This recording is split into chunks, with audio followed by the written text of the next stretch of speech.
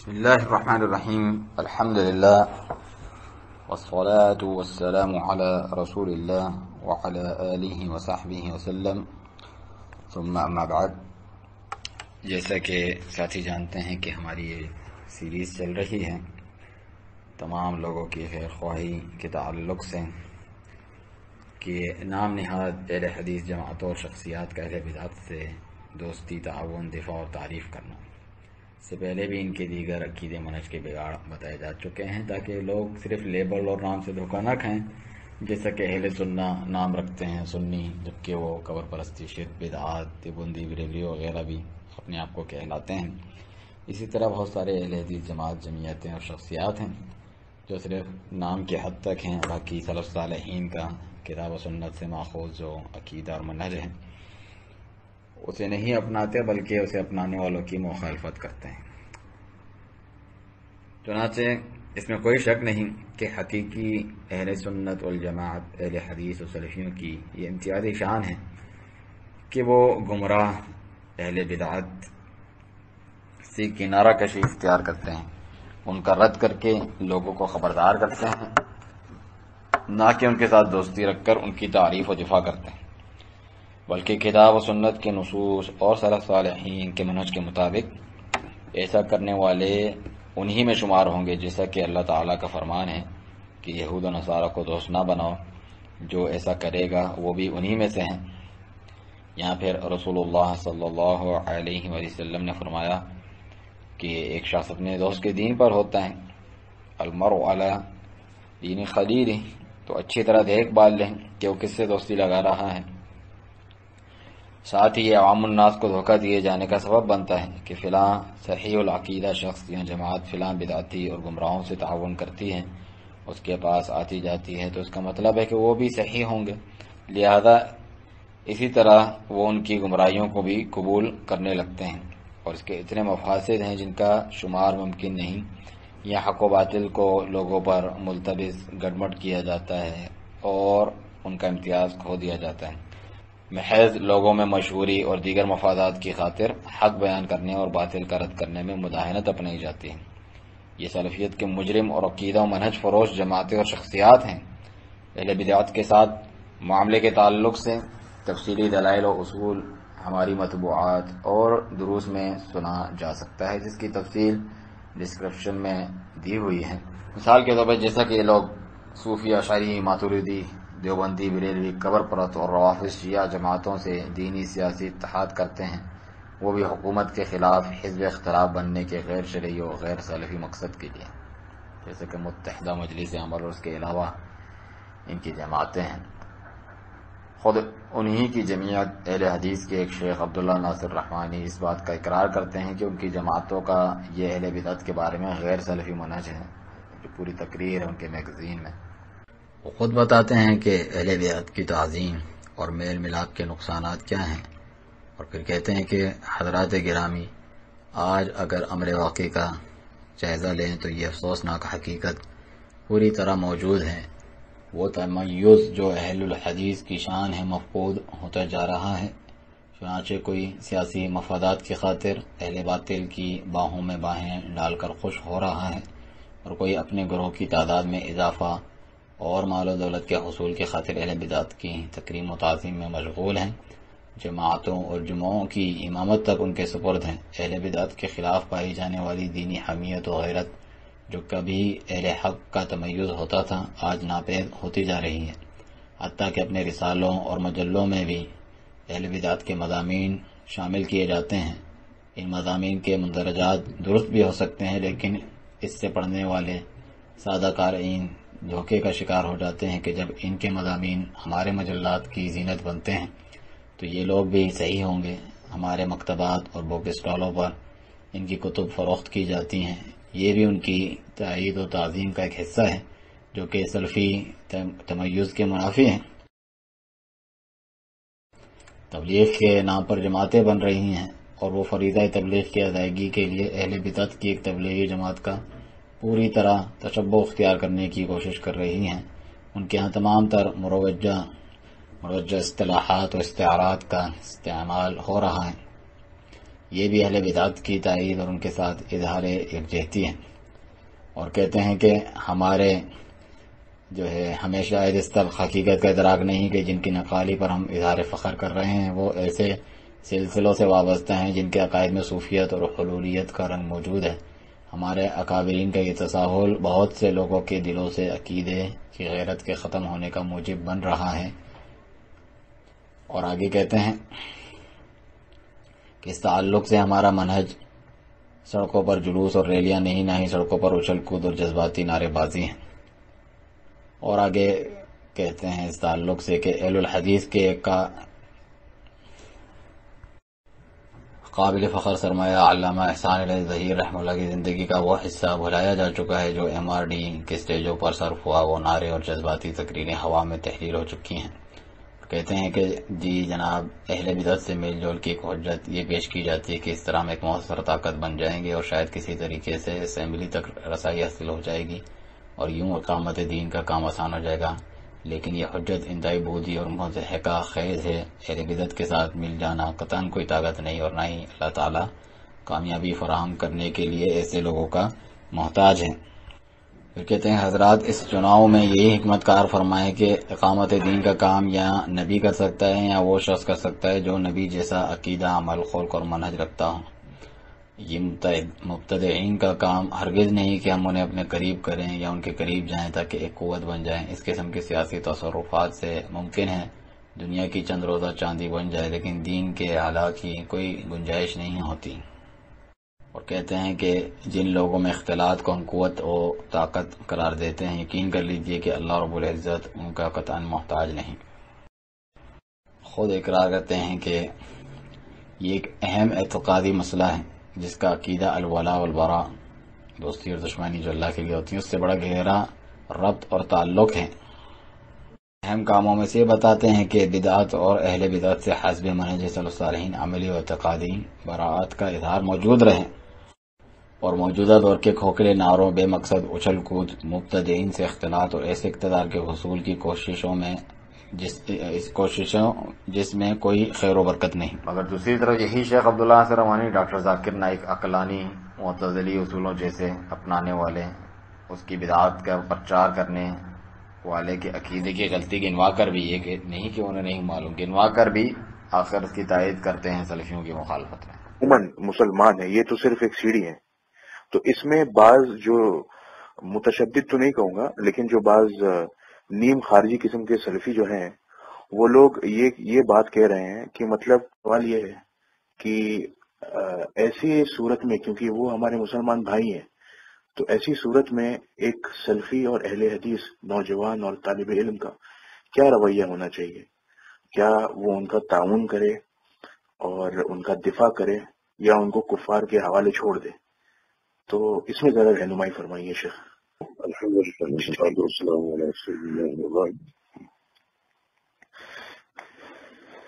یہ ڈاکٹر ذاکر نائک حافظہ اللہ، ان کے ساتھ واقعی کچھ مسائل میں اختلاف تو ہے، لیکن جو ان کی جہود ہیں اور جو ان کی کوششیں ہیں اسلام کے محاسن اجاگر کرنے کے لیے، اور بالخصوص جو مذاہب معاصرہ یا ادیان پر جو ان کی نظر ہے اس انداز سے اس کا رد کرتے ہیں، یہ کچھ چیزیں قابل تحسین ہیں۔ اور یہ بھی کہ ان کے جو دروس یا ان کی تقاریر ہیں اسے سن کر کافی غیر مسلم بھی مسلمان ہو رہے ہیں، تو یہ کوشش قابل تحسین ہے۔ دوسری بات یہ کہ چونکہ یہ تصویر یا ٹی وی وغیرہ سے میرا اتنا تعلق نہیں ہے، یہ بہت زیادہ ان کو سننے کا موقع نہیں ملتا۔ میرا خیال ہے جہاں تک مجھے یاد پڑ رہا کہ ایک دو تقاریر ان کی سنی میں نے، تو جو محاسن ہیں اس میں ان کی تائید ہونی چاہیے۔ کچھ ایسے امور جو ان کی بنیاد میں شامل نہیں ہیں ان میں وہ مزید مطالعہ کریں، پڑھیں علماء سے، اور پھر وہ آ کر پبلک میں بیان کریں۔ بعض تو بڑی فحش غلطیاں ایک میں نے خود سنی. جی وہ فرما رہے تھے کہ اللہ سے کچھ چیزیں ایسی جن میں اللہ تعالیٰ قادر نہیں ہے. جی شیخ. کچھ کام ایسے ہیں اللہ تعالیٰ بھی ان پر قادر نہیں ہے. اور وہ مثال دے رہے تھے اجتماعی ضدین کی. ایک چیز چھوٹی بھی ہو اور بڑی بھی ہو اللہ اس پر قادر نہیں ہے. یہ دو اجداد جمع کرنے پر اللہ تعالیٰ قادر نہیں ہے. اتنی بڑی جسارت ہے یہ اللہ رب العزت کے بارے میں. ایک شخص جس کو عقیدے کے لیے بے معلوم نہیں ہے وہ اتنے بڑے اعتقادی مسئلے پر اتنی جسارت اور جرت سے بات کرے اور لوگوں پر تالیاں مارے تو یہ بہت ہی ایک سوچناک ہے. یہ بغیر اگر بیان نہ کریں تو بہتر ہے. باقی انہوں نے بڑے اچھے طریقے سے اسلام کے محاسن اجاگر کیے غیر مذاہب میں اور لوگ والی مسلمان بھی ہوئے. اور اس طرح یہ جو ادیان باطلہ ان پر ان کی نظر ہے ان کی کتابوں کے حوالوں سے وہ رد کرتے ہیں ان کا. یہ چیزیں قابل تحسین ہیں اور ہمارا وہ ایک بھائی ہے اور ہم اس طرح ان کو چھوڑ دیں. جس طرح انہی ڈاکٹر ذاکر نائک ان کی تنظیم IRF کو جلال الدین قاسمی عزیزوں کے وہ بھی سراہتے ہیں اور صحیح منہج پر کام کرنے والی جماعت کہتے ہیں صحابہ کے منہج پر. اعوذ باللہ.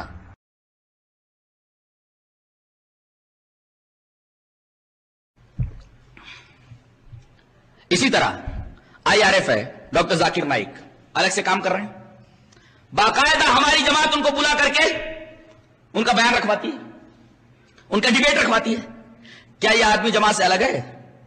اگر کہتے ہیں کہ جماعت سے الگ نہیں ہے تو پھر اس نے اپنی تنظیم کا نام IRF کیوں رکھ رکھا ہے؟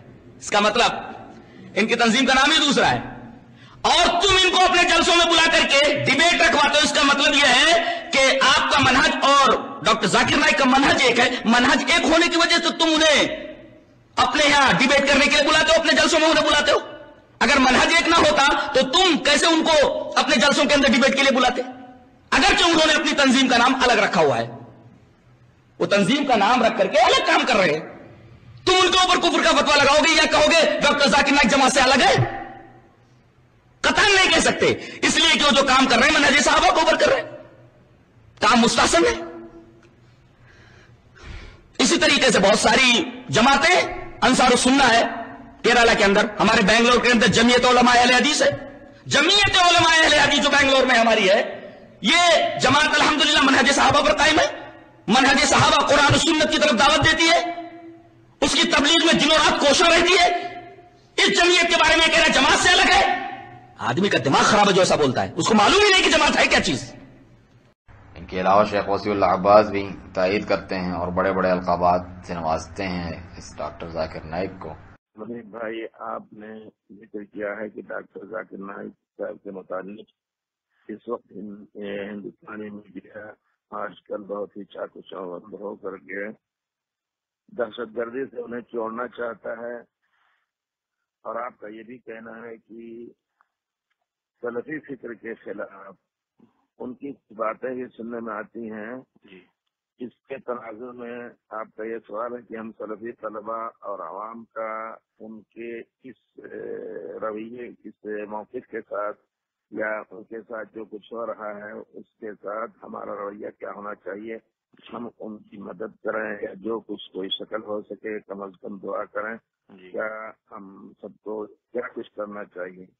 تو اس کے جواب میں یہ کہوں گا الحمدللہ آج سے دنوں سے ڈاکٹر ذاکر نائک کو جانتا ہوں اور یہ بھی جانتا ہوں کہ اپنے کچھ سلفی بھائیوں نے ان پر اعتراضات بھی کیے ہیں. لیکن ڈاکٹر ذاکر نائک صاحب کی ایک ہی ادا ہمیں بہت پسند ہے. اگرچہ ان کے بعض اقوال یا بعض استدلالات سے اختلاف ہم بھی کر سکتے ہیں کوئی بھی کرے لیکن ان کی یہ ادا کہ ہر ایک کو کتاب و سنت کی طرف بلاتے ہیں اور خصوصی طور پر اللہ نے جو ان کو ایک نعمت دی کہ حافظہ ان کا مضبوط الحمدللہ اور لیکچر وغیرہ اچھا کہتے ہیں دلائل کے ساتھ قرآن سنت کے اللہ نے ان کو توفیق دی کہ چینل بھی انہوں نے کھولا. تو اس اعتبار سے وہ ایک داعی اسلام کی حیثیت سے پوری دنیا میں صرف انڈیا ہی میں نہیں پوری دنیا میں مشہور ہیں. اور میرے اپنے تاثر کے نتیجے میں کہتا ہوں کہ حقیقت ہے کہ ڈاکٹر ذاکر نائک صاحب ایک فرید شخصیت کے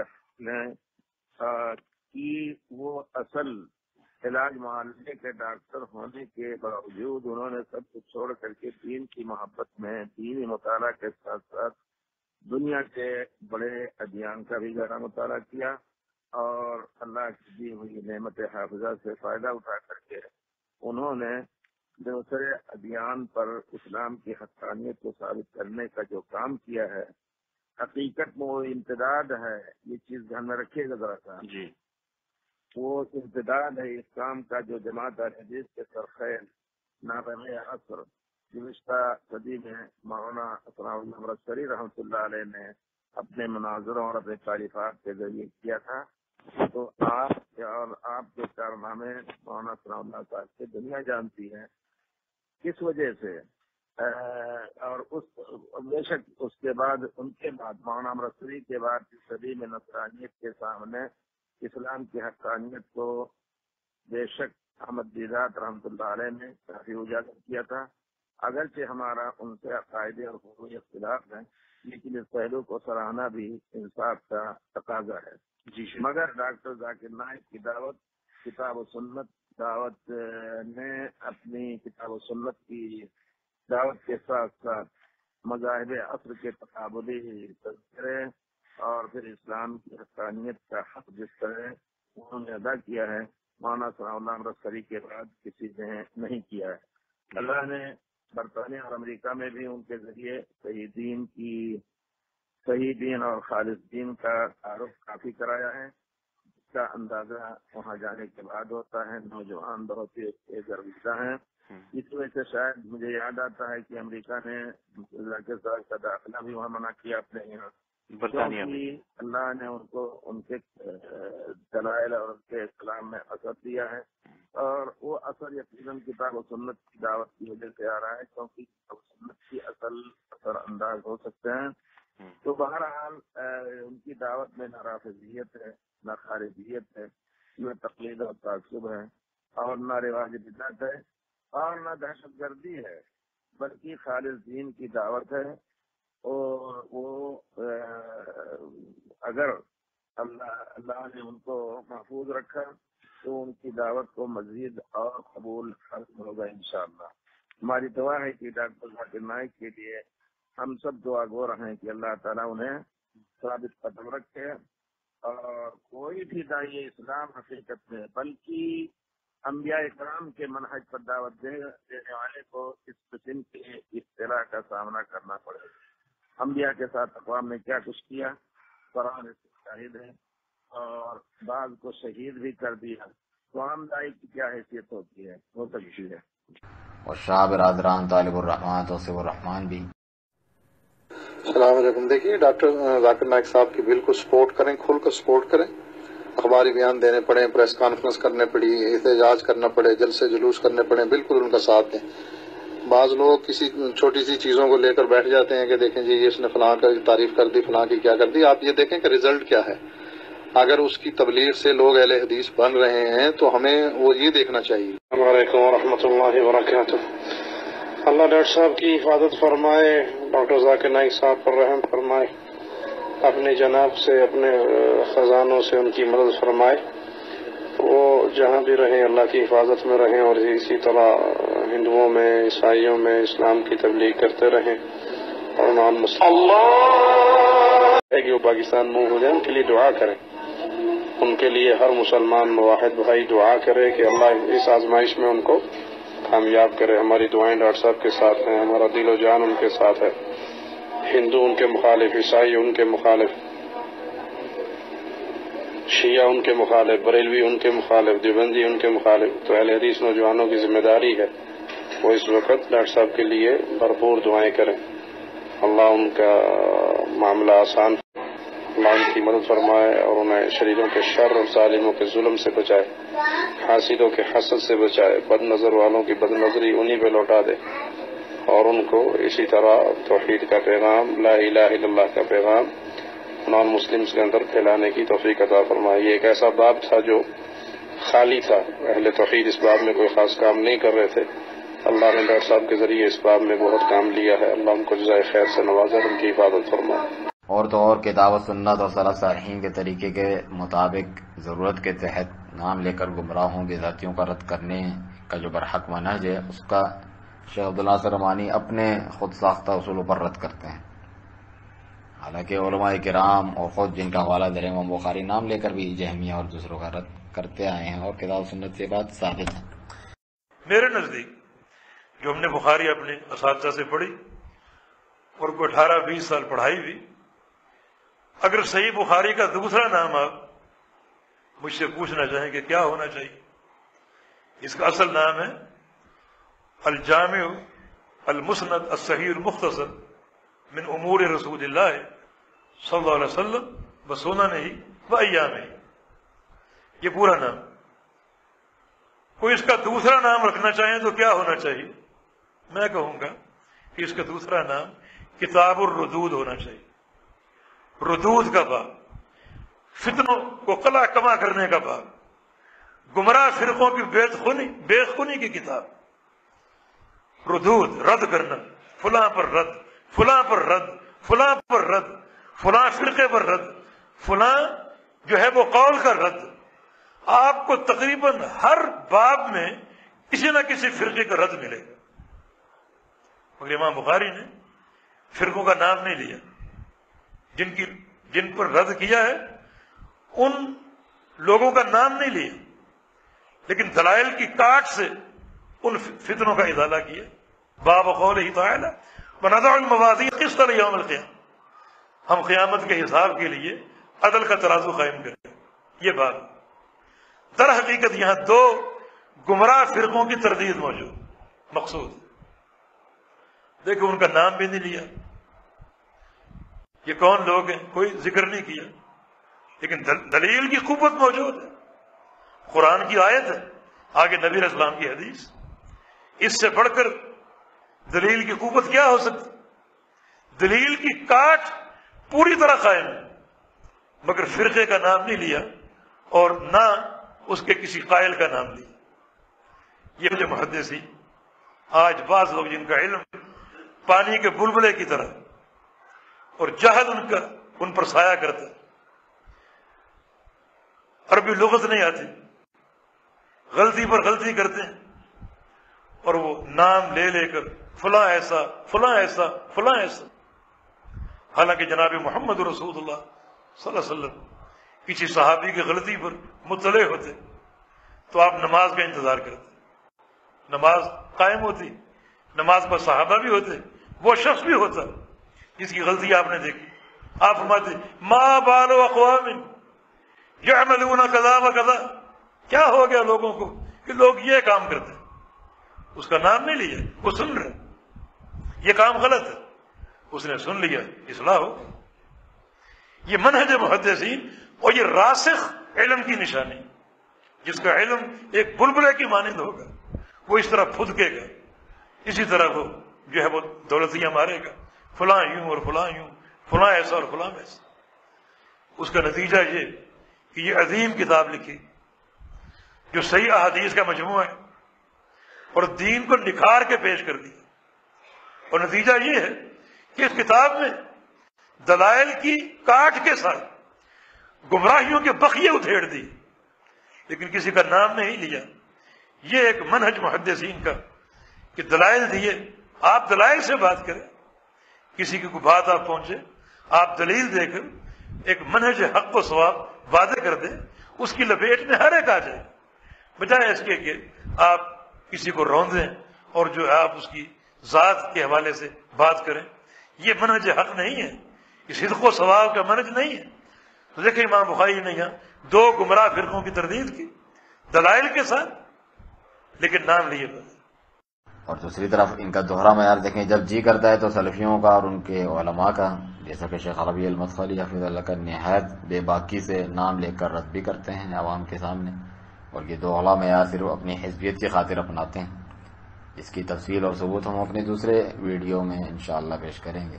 بلکہ شیخ وسیع اللہ عباس تو ایک نرالا ہی اصول لے کر آئے کہ جس طرح چھوت چھات کی متعدی بیماری کا نبی اکرم صلی اللہ علیہ وسلم نے رد فرمایا لا ادوا فرما کر، اسی طرح بدعتی سے پرہیز کی ضرورت نہیں، اس کی بیماری ہمیں نہیں لگ سکتی. حالانکہ سلف اس سے دور اس سے منع کرتے آئے ہیں۔ نصيحة بارك الله فيكم. مررنا بالبدع وقال النبي صلى الله عليه وسلم لا أدوى ولا طيرة، فلا ينبغي أن نقبل أدوى. الآن اشتهر في طلبة العلم خاصة الذين هم ينسبون أنفسهم سلفي وكذا الشيء الذي لا يرضى به، وهو أنه إذا قال أحد المشايخ فلان مبتدع فارمي به. فلان مبتدع، جاءني واحد وقال كيف أنت يزورك وتستقبله يأتي فلان وهو يقول بوحدة الأديان؟ لا، وهو مبتدع. قلت ليش مبتدع؟ قال يقول بوحدة الأديان. قلت يا أخي إذا قال بوحدة الأديان فهو كافر ليس مبتدع، قل كافر. سكت. فهذه المسألة الآن زادت وطمت، تم الوادي إلى القرى. ليس هنا الحمد لله، أنا أشم هنا كأنه قليل، لكن عندنا في المملكة ثم أخرج خارج المملكة إلى بلاد الكفر معدودين، لكنه سبحان الله أحزاب، حزب بالحقيقة، حزب معنى حزب. إذا قال الشيخ الفلاني فلان لا تأخذوا منه، ولو ترك كتابا شرحا من أحسن الكتب لا تقرأوا واتركوه لأجل خطأ. مررنا بالصدوق، الأئمة يقبلون حديثه ما لم يخطئ فيه، وكذلك المعلل حديث الثقة إذا كان علل فالمعلول لا يقبلونه. فنحن نجعل الجيران بارك الله فيك لا ننسى وراء الأدوى هذه. اور تو اور رسول اللہ صلی اللہ علیہ وسلم نے خود فرمایا کہ کتاب اللہ کی متشابہات کی ٹوہوں میں جو لگنے والے ہیں ان کے بارے میں فرمایا، سے بخاری وغیرہ کی حدیث، اولئک سمی اللہ فاحذرہم، ان کا تو نام لے کے اللہ نے بتایا ان سے دور رہو. اور فرمایا کہ ایسے لوگ آئیں گے جو ایسی حدیث بیان کریں گے جو نہ تم نے سنی ہوگی نہ تمہارے آباء و اجداد نے. صحیح مسلم کے مقدمے میں روایت ہے. تو ان سے کیا کرنا ہے؟ وَإِيَّاكُمْ وَإِيَّاهُمْ، ان سے دور پر ہی رہنا. اور جو دجال کا سنے تو اس کے پاس نہ جائیں وغیرہ بہت سے دلائل ہیں. اور صلی اللہ علیہ وسلم دور رہتے اور لوگوں کو بھی روکتے تھے. ایسے بدعتیوں کو خوش کرنے اور عوام کے اندر سے اہل بدعت کے بارے میں حساسیت ختم کرتے ہوئے ہر دل عزیز اور مقبول عام رہنے کی خاطر اہل حدیث دعوت کو جمعیت اہل حدیث والے حقیقی صوفی دعوت قرار دیتے ہیں جو ان کے مشہور و منہج میں لکھی ہوئی ہیں. اور حافظ شریف فیصل آباد والے تو نبی اکرم صلی اللہ علیہ وسلم تک کے بارے میں کہتے ہیں کہ انہوں نے تصوف کے سلاسل طے فرمائے. سبحان اللہ. اب پیغمبر سے بڑھ کر کوئی اللہ کا ولی ہوتا ہے؟ محمد الرسول اللہ صلی اللہ علیہ وسلم سے بڑھ کر کوئی اللہ کا محبوب ہے؟ پیارے پیغمبر محمد کریم صلی اللہ علیہ وسلم سے بڑھ کر اس کائنات میں کسی نے سلوک، زہد اور تصوف کے درجات اور مراتب کو طے کیا ہے؟ میرے بھائیوں نے. باقی امیر صاحب جناب سینیٹر ساجد میر صوفی اصطلاحات عاشق رسول خوب استعمال فرماتے ہیں تعریفی پیرائے میں. بلکہ ان کے ڈاکٹر شفیق الرحمان تو مولانا بہاول پوری سے نقل کرتے ہیں، عبداللہ بہاول پوری سے اقتباس کہ شاید ہی ہندوستان میں کوئی عالم ایسا ہو، کیا اہل حدیث، کیا دیوبندی اور کیا بریلوی، جن علماء کو اس تصوف کی تاثیر نہ لگی ہو. تھوڑا بہت اس تصوف کا رنگ ضرور ہوتا ہے، حالانکہ تصوف اس قدر خطرناک چیز ہے جتنا نقصان اسلام کو ان صوفیوں سے پہنچا ہے. اس تصوف کے چکر میں جتنے مسلمان برباد ہوئے ہیں، جتنا اسلام کے اندر اس کے ذریعے پلیدی شامل ہوئی، اتنا کسی چیز نے بھی اسلام کو برباد نہیں کیا. یہ اور بات ہے کہ خود یہ ڈاکٹر شفیق الرحمان بدنام زمانہ تکفیری ابو وسیر طرطوسی سے محبت کرتے ہیں اور ان کے مشن کو اردو میں پھیلاتے ہیں، جس کی تفصیل تکفیر والی ویڈیو میں ہم بیان کر چکے ہیں. ان کے علاوہ اسی طرح سے یو کے میں جو جمعیت اہل حدیث ہے وہ بھی اسی منہج پر ہے. برطانیہ میں جو ہے کہ اہل بدعت کی تعریف کرتی ہے، ان کے ساتھ تعاون کرتی ہے اور سلفیوں کے خلاف لڑتی ہیں، جس کی تفصیل آپ شیخ ابو خدیجہ حفظ اللہ کی ویب سائٹ وغیرہ پر دیکھ سکتے ہیں، لنک ڈسکرپشن میں دیا گیا ہے. باقی جمعیت اہل حدیث ہندوستان جو ہے ہند انڈیا کی، ان کا بھی بدعتیوں، مشرکوں بلکہ کافروں کے ساتھ دوستی اور مشترکہ پلیٹ فارم وغیرہ معلوم و معروف ہیں. بدعتی تو دور کی بات ہے، ان کی جمعیت اہل حدیث والے تو کرسمس کا کیک تک کاٹتے ہیں. جو پاکستان والے جمعیت اہل حدیث والے ہیں وہ بھی یہ کرتے ہیں، جو اس شرکیہ تقریب کی تائید ہے گویا کہ نعوذ باللہ من ذالک، جس پر خود شرک و بدعات والے ڈاکٹر طاہر القادری تک ایسوں کو تانا دینے لگے کہ ہم پر کیا اعتراض کرتے ہو، خود تمہارے پہنچے ہوتے ہیں ایسے تقریبات میں. کہیں جماعت الدعوہ والے کہتے ہیں کہ کسی مذہب سے کوئی برات نہیں، مندر پہ بیٹھے ہوتے ہیں. باقی خارجیوں بدعتیوں کی تعریف آپ پہلے ویڈیو میں سن چکے ہیں، کس طرح سے جماعت الدعوہ والے حافظ سعید، امیر حمزہ، عبد الرحمن مکی، ان کے علاوہ حافظ صلاح الدین یوسف تک ایسوں کی تعریفیں کرتے ہیں. تفصیل کے لیے خارجی مانج والی آپ ویڈیو ملاحظہ فرمائیں. بلکہ مولانا عبد المنان نور پوری تو معروف خارجی تکفیری، جنہیں انہی کے بہت سے اہل حدیث بھی تکفیری کہتے ہیں، خارجی کہتے ہیں، یعنی جماعت المسلمین مسعود احمد BSc والے، ان کو صحیح قرار دیتے ہیں اور کہتے ہیں کہ بلکہ ان کی کتاب پڑھنے کا مشورہ دیتے ہیں. سبحان اللہ. دلیل کیا ہے؟ کہتے ہیں نیک لوگ ہیں اس لیے خارجی نہیں ہیں. حالانکہ حدیث میں ان کے بڑے عبادت گزار ہونے کا ہی ذکر ہے، اس کے باوجود ان کی خارجیت کا رد ہوا ہے. امیر حمزہ تو للکار کر کہتے ہیں خمینی کے کفری افکار والے رافضی وطن کی حفاظت ہم کریں گے، اور توحید کی غرض سے آری سامنے یا علی مدد کے نعرے بھی لگ رہے ہیں. میں نے کہا تھا کہ امام خمینی نے جو یہ فرمایا کہ لا شرعیہ ولا غربیہ الاسلامیہ نہ کوئی مشرق ہے نہ کوئی مذہب ہے، بس اسلام ہے. اور میرے بھائیوں، ہم نے معروف حافظ محمد سعید نے 1 لاکھ کا انسانوں کو بلا کر پروگرام کیا. اللہ کی قسم اس میں ہم نے بواقع بہت اعلان کیا، اور اس وقت ایران پر ہم لوگ کی بڑی باتیں ہو رہی تھی. جناب محمد شافی صاحب، بڑی باتیں ہو رہی تھی. آپ کا نام لینے سے جواب نہیں ملتا ہے. ماشاء اللہ ہمارا طرف ہے، ماشاء اللہ کو جواب جناب ماشاء اللہ شافی صاحب، ہم نے اللہ کے فضل و کرم سے 12 بجے اعلان کیا کہ سننا اگر ہمارے پاس کوئی تیروں کا دھن ہے نا تو ایران پر حملہ ہوا، رب کعبہ کی قسم ہے، جہاد کا بچہ خمینی کے دیر کی حفاظت ہے.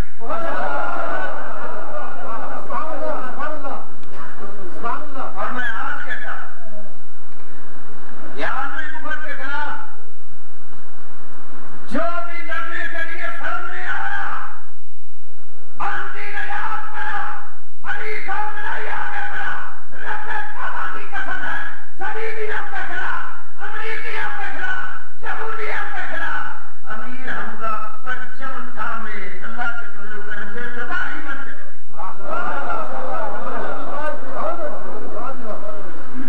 آج ہمیں اس بات کی بھائی آپ کے اختلاف نہیں مٹ سکتے، مذہب بات کرتا. شیعہ نے سنیوں کو مارا، سنیوں نے شیعہ کو مارا، تو کوئی کام ہوا؟ کوئی سنی کام ہو گئے، شیعہ کام ہو گئے. پر یہ انہوں نے مارا، اپنا منہ کالا کر لیا، اپنا منہ کالا کر لیا. یہ صدیوں سے چلے آ رہے ہیں، یہ اسی طرح ہی رہے، یہ اسی طرح ہی کریں گے. ہاں کوئی آنے والا آئے گا جب امام یہاں فرما دیا، جب امام مہدی تشریف لائیں گے پھر ہم سارے ایک ہو جائیں گے.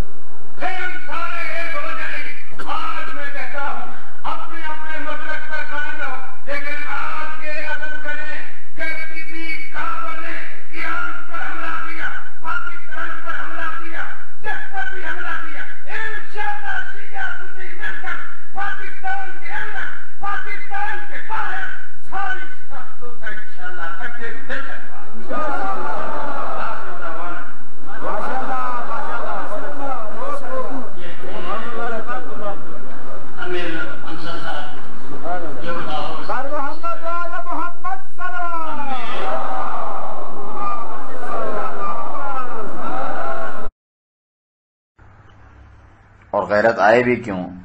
خود امیر المجاہدین کے بیٹے لبیک یا رسول اللہ کے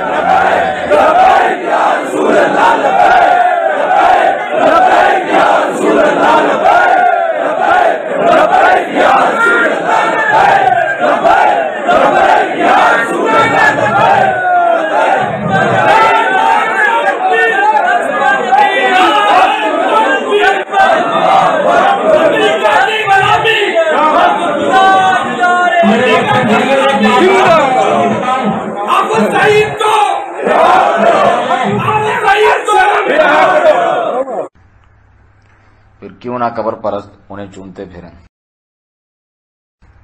باقی اہل حدیث یوتھ فور جمعیت حدیث کے جیالے بن کر جوشیلے بیانات و احتجاجات تو کرنے آتے ہیں، ان کو یہ چیزیں کرنے آتی ہیں، مگر شرک سے نفرت اور توحید کی غیرت سے آ رہی بد عقیدہ لوگوں کی جا کر تائید کرتے ہیں اور شرکیہ نعروں کو ابتسام الہی ظہیر برداشت کرتے ہیں، بریلوی دیوبندیوں تک کی تعریف کرتے ہیں، تو کیوں نہ ایسو کی تعلیم و تربیت سے انجینئر علی مرزا جیسے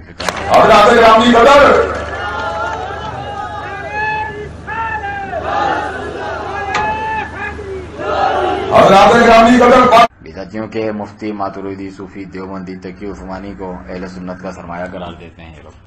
اتحاد امت کے نقیب اور اس ملک کے اندر بہت بڑے عالم دین مسلک دیوبند کے ترجمان جناب مولانا رفیع عثمانی بھی اس دنیا سے کوچ کر گئے۔ حضرات گرامی قدر مفتی تقی عثمانی صاحب جو انتہائی جید عالم دین ہیں اور کئی مرتبہ ٹیلی فون کے اوپر اور دیگر ذرائع کے ذریعے میرا ان سے رابطہ بھی رہتا ہے، مجھ سے بڑی ہی محبت کرتے ہیں، مجھ سے بڑا ہی پیار فرماتے ہیں۔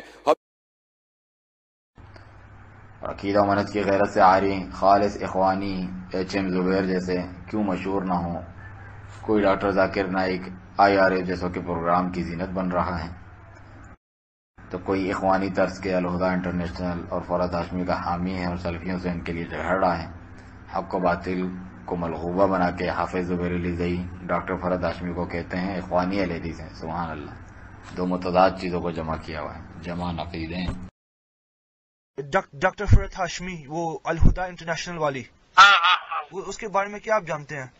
اخوانی اہل حدیث ہے جی، اخوانی اہل حدیث، اخوانی اہل حدیث وہ کہہ رہے تھے میں وہ اہل حدیث صحیح اہل حدیث تو نہیں ہے، سر صحیح تو نہیں ہے جی، اس کا یعنی وہ جس عورت کے بارے میں آپ پوچھ رہے ہیں نا، جی جی یہی ہے نا، جی جی جی جی، وہ تو یعنی اہل حدیث تو ہے، عقیدت اور تقلید کی مخالف ہے جی، بڑی اس کی خدمات ہے جی، لوگ اہل حدیث ہوئے ہیں سر بھی، جی سر وہ خود جماعت اسلامی ٹائپ والے تھے جی، بس یہ اس میں یعنی اس میں یہ ہے اخوانیت ہے۔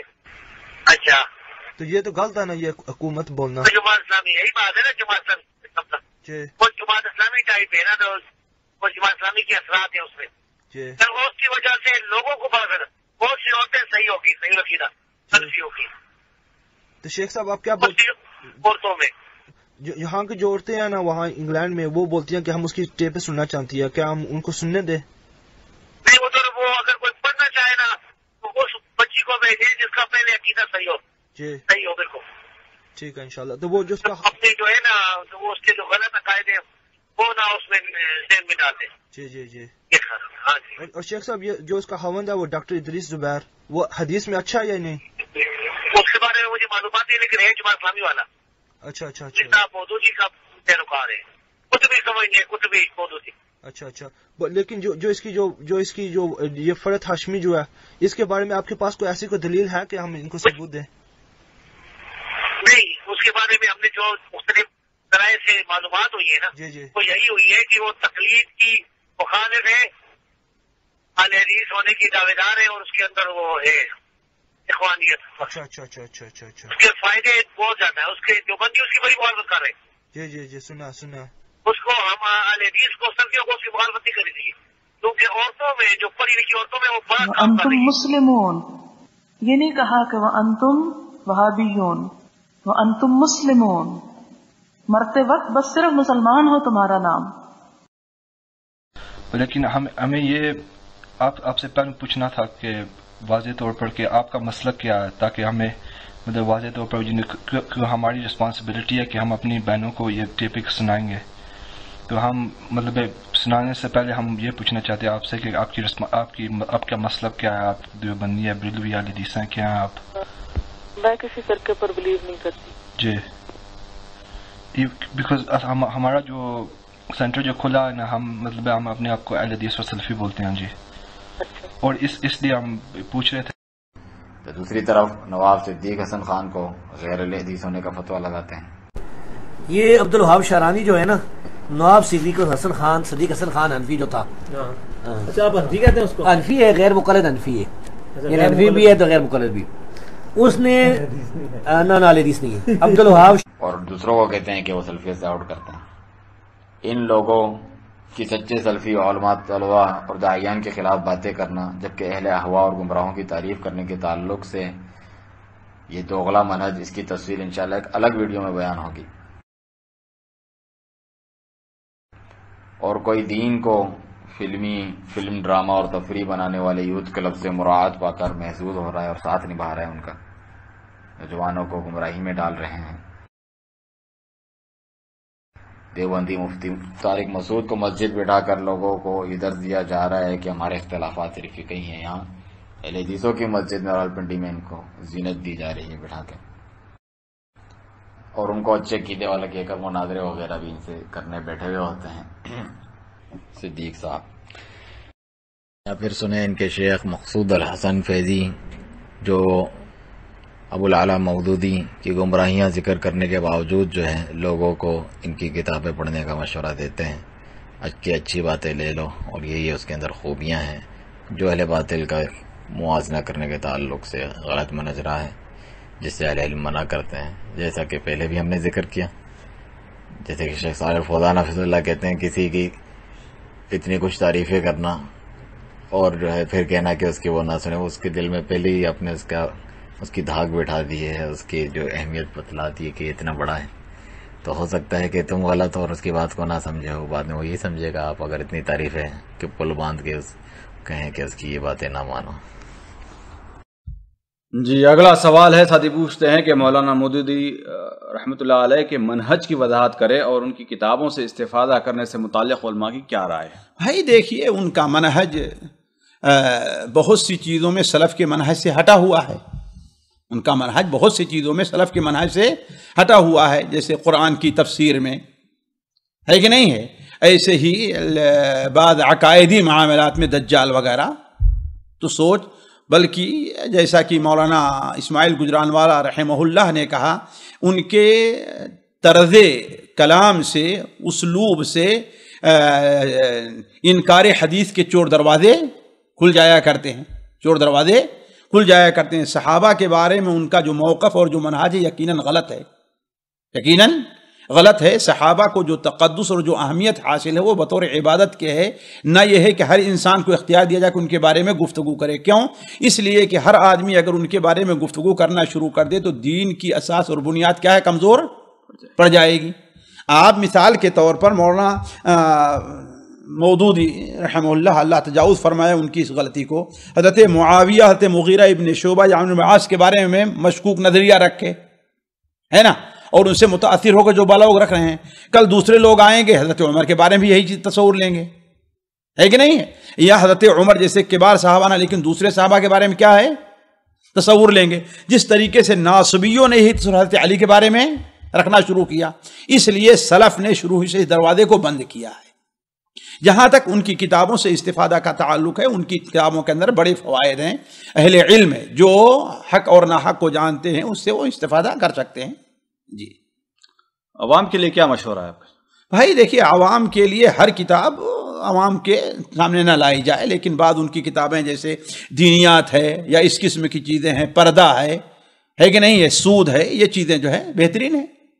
جی یعنی اسپیشلی کن کتابوں سے بچا جائے عوام؟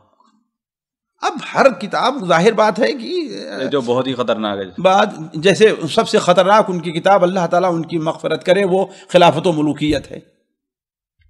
کم سے کم چھوٹا طالب علم بھی جب تک اس کے سامنے وہ امور نہ ہوں اور یا حافظ صلاح الدین یوسف حفظہ اللہ کی وہ کتاب نہ ہو، ہے نا، اس کو نہیں پڑھنا چاہیے۔ جی اگلا سوال ہے گروپ نمبر 3 سے ساتھی سوال کرتے ہیں کہ کیا طالب علم مولانا مودودی رحمۃ اللہ علیہ کی کتاب اور ان کی تفسیر کا مطالعہ کر سکتا ہے یا نہیں؟ بھائی دیکھیے، ہم نے اپنے اساتذہ اور علماء کو جس پر پایا ہے وہ مولانا مودودی رحمہ اللہ کی کتابوں کا اہتمام کرتے تھے، اسے پڑھتے تھے اور اس سے مستفید ہوتے تھے، اور ساتھ ہی ساتھ ان سے جو بعض کوتاہیاں لفظ ہوئی اس پر ان کی تنبیہ اور ان کا رد بھی کیا کرتے تھے۔ مولانا مودودی رحمہ اللہ کو اللہ تعالیٰ نے دینی امور کو عصر حاضر کے تقاضوں کے مطابق اور عصر حاضر کے ذہن کو اپیل کرنے کے اسلوب کے مطابق ایک اچھا سا اسلوب عطا فرمایا ہے، وہ لوگوں کو کس طریقے سے پیش کریں اور ان کی خاص طور پر وہ طبقہ جو غیر شرعی تعلیمات اسکول کالج یونیورسٹیوں سے منسلک رہا ہے، اس پر اللہ تبارک و تعالیٰ کا بہت بڑا احسان مولانا مودودی رحمہ اللہ کے ذریعے ہے کہ انہوں نے دین کی باتوں کو ایسے انداز میں پیش کیا جس نے ان کے ذہن کو اپیل کیا تو طالب علم کو ان کی کتابیں پڑھنا چاہیے اور اس سے مستفید ہونا چاہیے۔ مجھے یاد ہے کہ میری عمر تقریباً 20 یا 21 سال رہی ہوگی، ایک بار جامعہ سلفیہ بنارس کے شیخ الحدیث مولانا شمس الحق رحمہ اللہ سے میری ملاقات ہوئی تو انہوں نے مجھ سے پوچھا کیا کرتے ہو؟ بتایا کہ ایک مقامی مدرسے میں وہی پہلا سال تھا میرے فارغ ہونے کا، میں اس میں پڑھاتا ہوں۔ تو پوچھا کیا کیا پڑھاتے ہو؟ تو ہمارے خیال سے ہم نے یہ قرآن مجید کے ترجمے سے متعلق کہا تو انہوں نے کہا کہ تفہیم القرآن کا مطالعہ ضرور کرو، اس کے اندر جو اچھی باتیں ہیں لے لو اور جو اچھی باتیں ہیں اس کو چھوڑ دو۔ طالب علم کو مولانا مودودی کی طرح پڑھنا چاہیے اور اس سے مستفید ہونا چاہیے۔ جی پھر کیوں نہ کہیں مولانا عبد المنان نور پوری کے خواہ اہل حدیث ہو، دیوبندی ہو، بریلوی ہو، جو کتاب و سنت پر عمل کرے گا فرقہ ناجیہ میں سے ہوگا۔ بلکہ انہی دیوبندی بریلویوں کے ساتھ مل کر جہاد بھی کیا جا سکتا ہے اور توحید و سنت کا کام بھی کیا جا سکتا ہے، سبحان اللہ۔ حالانکہ ان کے قائد ہی توحید و سنت کے مخالف ہے تو کس طرح کیا جا سکتا ہے؟ اور کیوں نہ تبلیغی جماعت پر پابندی لگنے اور ان کی بدعات پھیلانے والے علماء کی وفات پر افسوس کر کے اسلام کو نقصان باور کروانے والے یہ لوگ نہ بنیں، خود ایسے ہیں۔ اور خارجی اخوانی قطبی دہشت گردی پھیلانے والے مفتی یوسف القرداوی کی موت کو بھی سینیٹر ساجد میر اور ابتسام الہی ظہیر امت کے لیے نقصان باور کرواتے ہیں۔ اور تو بد عقیدہ و بد محنت خادم حسین رضوی بریلوی کی تعریف ہشام الہی ظاہر کرتے ہیں۔ نہایت دکھ اور افسوس کی آج بات ہے، ہزار خوف ہوں مگر ہو زباں دل کی رفیق۔ مسجد کے دل سے آپ کے سامنے یہ بات رکھنا چاہتا ہوں، پاکستان کے اندر حرمت رسول کی سب سے طاقتور، سب سے گرجدار، سب سے توانا اور بریلوی مسلک کے عصر حاضر کا سب سے بڑا رہنما آج اس دنیا سے چلا گیا۔ انا للہ و انا الیہ راجعون۔ خادم حسین رضوی اس وقت حرمت رسول کے لیے کھڑا تھا۔ بعض لوگ ہمیں باتیں کرتے ہیں، ہم غلط کہہ رہے ہیں؟ حرمت رسول کے لیے خادم رضوی اس دن بھی کھڑا تھا، اور وفا کے رستے کا ہر مسافر یہی کھڑا کہے گا کہ خادم رضوی تم کھڑے تھے جس وقت مضبوط ٹانگوں والے، مالشیں کرنے والے اور مالشیں کروانے والے، مضبوط ٹانگوں والے حرمت رسول کا سودا کر کے گھر میں بیٹھے ہوئے تھے۔ یہ معذور ٹانگوں سے معذور حرمت رسول کے لیے چل رہا تھا، ٹانگیں نہیں تھیں مگر چل رہا تھا۔ اور خادم حسین رضوی، آپ اس کے ساتھ لاکھ اختلاف کریں، آپ اس کے ساتھ لاکھ عقیدے کے مسائل کہیں، لیکن ہمارے دل سے اس کی وہ تقریر نہیں نکل سکتی۔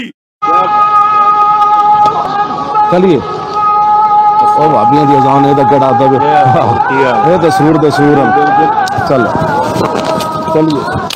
ہاں جی، پوری تاریخ بھابی سے میں گل کر رہا ہوں، میں میری ویڈیو بن رہی بھابی پوری دنیا نو چیلنج ہے۔ گلاں کرنیاں بڑیاں آسان ہیں لوگ، ویسے میں جڑے بھابی نے نا دی تے گل ہی نہیں کردا، یہ تے ویسے فارغ دین دنیا تے بڑیاں گلاں میں تے استقائل ہی کوئی نہیں۔ ساڈے علماء حضور دے بارے مولویاں نال مناظرے کرن، پہلے میرے نال میں صرف صغیر سنا۔ ہاں جی، اف اللہ عن کلمہ زندہ لہم، یہ کہنے لگا اس آیت کا مطلب یہ ہے کہ حضور غیب نہیں جانتے تھے۔ میں کہا کیا مانا ہے؟ وہ ترجمہ ہے قرآن نہ پیٹا سے، میں تو قرآن کھس لیا۔ میں کہا یہ تو ہے مولویوں کا پہاڑا، ہن دس افا کا مانا کیا ہے؟ حضور غیب نہیں جانتے تھے۔ میں کہا افا سیگا تھا سی صرف صغیر کا، کہنے لگا جی اسی نکی نکی گل ہے۔ میں کہا تو بڑی گل پھر کیتی کیوں نکی نے پترا تو حضور دے بارے گلا کرنا؟ نعرہ تکبیر، نعرہ رسالت، نعرہ رسالت۔ میں خادم حسین رضوی صاحب کی صبح کی احتجاج کی کال کی بھی تائید کرتا ہوں، اور انشاءاللہ ملک کے طول و عرض کے اندر جتنے بھی فرزندان توحید ہیں وہ آئینی، قانونی اور دستوری طور پہ احتجاج کریں گے اگر آسیہ ملعونہ کو رہا کرنے کی ذرہ برابر بھی کوشش کی گئی۔ پابندی تو جماعت الدعویٰ کے اوپر ہے، پورا مکتبہ بریلوی ان کے رہنماؤں کو جیلوں میں کیوں ڈالا گیا؟ 2 مہینے ہو گئے ہیں، ابھی نندن کو اجلت میں حربی کافر جنگی قیدی کو جو ملک کے اوپر حملہ کرنے کے لیے آیا، ملک کو نقصان پہنچانے کے لیے آیا، اس کو معاف کر کے آزاد کر دیا۔ تمہارے اپنے کلمہ گو مسلمان بھائی، یہ آج حکمرانوں کا طرز عمل ہے۔ اسلام دشمن پالیسیاں ملک کے اندر اس شدت کے ساتھ آ رہی ہیں، یقین مانیے۔ سابقہ حکمران آج تک جتنے بھی آئے سارے بار کی پالیسیوں پہ چلتے رہے، لیکن جو تیزی میں آپ بھائیوں کو بھی کہنا چاہتا ہوں، اس حکومت نے آسیہ ملونہ کیس کے اندر، قادیانیت کی ہم نوائی کے اندر، اسرائیل منظوری کی تحریک کے اندر، اب مدارس کے اوپر شبہون مارنے میں، مساجد کو بند کرنے میں، علماء کو گرفتار کر کے، آپس کی بات ہے۔ کئی لوگ پھر بات کرتے ہیں علامہ صاحب آپ کیوں بریلوی کے بارے میں بات کرتے ہیں؟ خادم رضوی کو 2 مہینے سے جیل کے اندر ڈالا ہوا ہے، کیا اس وجہ سے بات نہ کرے وہ بریلوی ہے؟ نہیں، اس وقت جنگ مسالک کی نہیں ہے، اس وقت جنگ اسلام پسندوں کی اور لبرل لوگوں کی آپس میں، الحاد پسندوں کی اور اسلام پسندوں کی جنگ شروع ہو چکی ہے۔ آپ کا وطن حالت جنگ میں ہے اور آپ اپنے ہی مسلمانوں کے اوپر ظلم کو ڈھا رہے ہیں۔ اب کیوں نہ خارجیت پھیلانے والے ڈاکٹر اسرار احمد کو اختصام علیہ خراج تحسین پیش کرتے پھریں۔ حضرات گرامی قدر، آج میرے لیے یہ بہت بڑی سعادت کا مقام ہے کہ میں کیفی شخصیت کے حوالے سے اپنی چند گزارشات کو آپ حضرات کے سامنے بیان کرنے کے لیے کھڑا ہوا ہوں کہ جنہوں نے اپنی ساری کی ساری زندگی دین حنیف کی سربلندی کے لیے وقف کر دی اور اللہ کے فضل و کرم سے بڑے استمرار کے ساتھ، بڑے استقلال کے ساتھ ساری زندگی دعوت دین کی تصویر بنے رہے۔ حضرات گرامی قدر، ڈاکٹر صاحب یقیناً علوم قرآن کے اوپر گہری نظر رکھنے والے تھے۔ آدم سے ہے، آدم نبی تھے۔ کون سی حدیث میں ذکر ہے حوا کا؟ کس کا؟ بی بی حوا کا۔ خیر میں احادیث پر میری کوئی زیادہ نگاہ نہیں ہے، لیکن یہ کہ قرآن مجید میں ان کی زوجہ کا۔ اور میں آج آپ کو یہ بات بھی بتلا دینا چاہتا ہوں کہ میں نے ڈاکٹر صاحب کی زندگی کے 2 دوروں کو دیکھا ہے۔ ایک دور وہ تھا جب میں بالکل چھوٹا سا بچہ تھا اور حضرت علامہ احسان دہیر شہید رحمت اللہ علیہ اس دنیا میں ہوا کرتے تھے، تو ان کے ایک ہم عصر کی حیثیت سے، ان کے ہم زمانہ کی حیثیت سے، ان کے ہم ذوق کی حیثیت سے میں نے ڈاکٹر صاحب کی خطابت کے اعتبار سے، ان کی تفسیر قرآن کے اوپر مہارت کے اعتبار سے، ان کے علمی نکات کے اوپر گہری نظر اور ان کی فکر کے عمق کے اعتبار سے میں نے ان کی زندگی کا بہت زیادہ مشاہدہ کیا۔ اور مجھے یہ بات کہنے کے اندر کوئی بات نہیں کہ ڈاکٹر صاحب ان لوگوں میں شامل ہیں جنہوں نے اپنے کسی مسلک یا اپنے کسی فرقے کی بنیاد کے اوپر دین کی دعوت نہیں دی، بلکہ انہوں نے دین کی دعوت اسی بنیاد کے اوپر دی جس بنیاد کے اوپر آقا علیہ الصلوۃ والتسلیم ہمیں اپنی امت کی حیثیت سے چھوڑ کے گئے تھے۔ آقا کا اعلان کیا ہے؟ ترکت فیکم امرین لن تضلوا ما تمسکتم بہما کتاب اللہ و سنتی۔ میں تم میں 2 چیزیں چھوڑ کے جا رہا ہوں، جب تک ان سے چمٹے رہو گے کبھی گمراہ نہیں ہو سکتے۔ آقا سے پوچھا گیا آپ کیا چیزیں چھوڑ کے جا رہے ہیں؟ آقا نے کہا ایک مالک کائنات کی کتاب ہے، دوسری میری سنت ہے۔ آدم سے ہے، آدم نبی تھے۔ کون سی حدیث میں ذکر ہے حوا کا؟ کس کا؟ بی بی حوا کا۔ خیر میں احادیث پر میری کوئی زیادہ نگاہ نہیں ہے، لیکن یہ کہ قرآن مجید میں ان کی زوجہ کا۔ تو میں یہ بات سمجھتا ہوں ڈاکٹر اسرار صاحب نے کتاب اللہ و سنتی کو اپنا شعار، اپنی منزل، اپنا مقصود، اپنا ٹارگٹ، اپنا ہدف بنائے رکھا اور پوری شد و مت کے ساتھ دعوت دین کے چراغ کو جلاتے رہے۔ میں سمرائز کر رہا ہوں ایک سادہ سے لفظ میں، ہم نے وہ تنزلات کا فلسفہ اختیار کیا تھا، لیکن جیسے تنزلات میں ہم دیکھ رہے ہیں اسی نور کے اندر وہ ایک درجہ نیچے اترا ہے اور اس کے اندر ایکسپلوژن ہوا ہے۔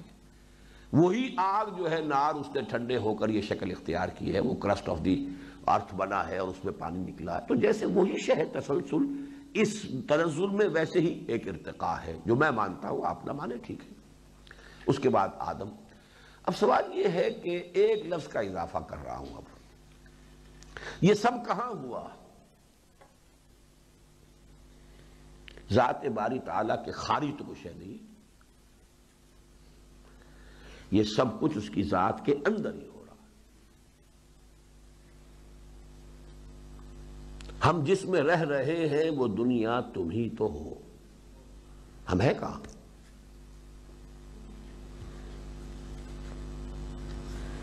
اگر ماہی کہے دریا کہاں ہے، اگر وہ پوچھے دریا کہاں ہے، وہ دریا کے اندر تو ہے. حضرات گرامی قدر، یہ وہ شعور کی شمع ہے، یہ وہ آگہی کا دیا ہے جس کو مفسر قرآن ڈاکٹر اسرار نے اپنے لہو کے ذریعے روشن فرما دیا. اور میں عقیدت رکھتا ہوں، احترام کرتا ہوں.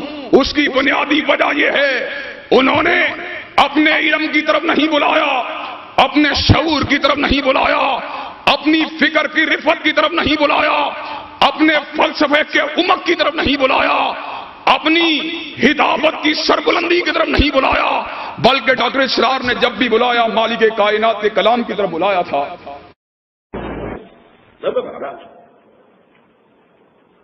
اور ظلال یا سائے ہے، درخت کا سایہ زمین پر پڑ رہا ہے، اس کا کوئی وجود نہیں ہے، سایہ.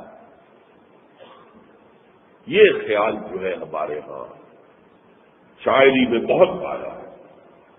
ایک بڑا پیارا شعر ہے، لو شمع حقیقت کی اپنی ہی جگہ پر ہے، فانوس کی ایک تصور یہ ہے. اور عام آدمی یہ بھی سمجھے تو ٹھیک ہے، اسے یہ معلوم رہے کہ اللہ ہی رازق ہے، اللہ ہی خالق ہے، اللہ ہی مصیبت سے نجات دلانے والا ہے، اللہ ہی مشکل کشا ہے، اللہ ہی حاجت روا ہے، اللہ ہی، یہ بس اسے معلوم ہو، توحید مکمل ہو گئی. لیکن فلسفہ کچھ اور شے ہے، فلسفہ کچھ اور سوالات پیدا کرتا ہے. جیسے میں نے کہا ہے صفات ذات حق سے جدا یا عین ذات. اور حضرات گرامی قدر، میں یہ بات بھی سمجھتا ہوں کہ ساری کی ساری زندگی توحید قادر مطلق کا درس دیتے رہے. یہ شریعت کیا ہے؟ لا الہ الا اللہ کے معنی کیا ہے؟ لا معبود الا اللہ، لا مطاع الا اللہ، اللہ کی اطاعت ہی کرنی ہوگی. لا حاکم الا اللہ، ان الحکم الا للہ، لا الہ الا اللہ. طریقت کیا ہے؟ لا محبوب الا اللہ، لا مطلوب الا اللہ، لا مقصود الا اللہ.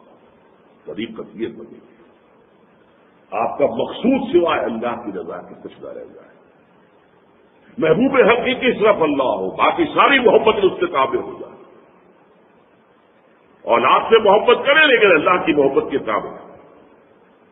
ایسا نہ ہو کہ اولاد کی کوئی فرمائش آپ سے غلط کام کروا لے. لا محبوب الا اللہ، لا مقصود الا اللہ، لا مطلوب الا اللہ. اسی کو ابن تیمیہ رحمۃ اللہ علیہ نے توحید کی طلب کہا ہے. مطلوب انسان کا صرف اللہ.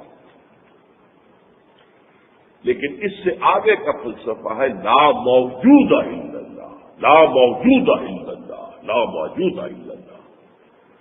یہ ہے جس کو ہم کہتے ہیں ہر چیز سے واقف ہو.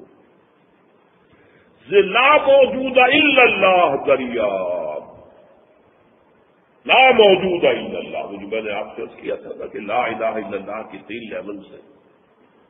لا معبود الا اللہ، لا مطاع الا اللہ، لا حاکم الا اللہ، ان الحکم الا للہ، لا رازق الا اللہ، لا خالق الا اللہ. اور دوسرا لیول لا مطلوب الا اللہ، لا مقصود الا اللہ، لا محبوب الا اللہ. اور تیسرا لیول لا موجود الا اللہ. ہمارے ٹاپ کے فلسفی اور صوفیہ اسلام و آج توحید قادر مطلق کیا ہے؟ حضرت علامہ اقبال نے کیا الفاظ کہے؟ لا الہ زبان سے کہنے سے انسان مسلمان نہیں بنتا، بلکہ جب تک دل و نگاہ اس کی صحیح معنوں میں لا الہ پہ عمل پیرا نہیں ہوتی، اس کو مسلمان کہلوانے کا کوئی حق حاصل نہیں. حضرت ڈاکٹر اسرار نے بھی اسی فلسفے کو آگے بڑھا دیا. انہوں نے کہا لا الہ کا معنی یہ ہے، اور میں آج یہ معنی قرآن کے الفاظ میں یوں بیان کروں گا.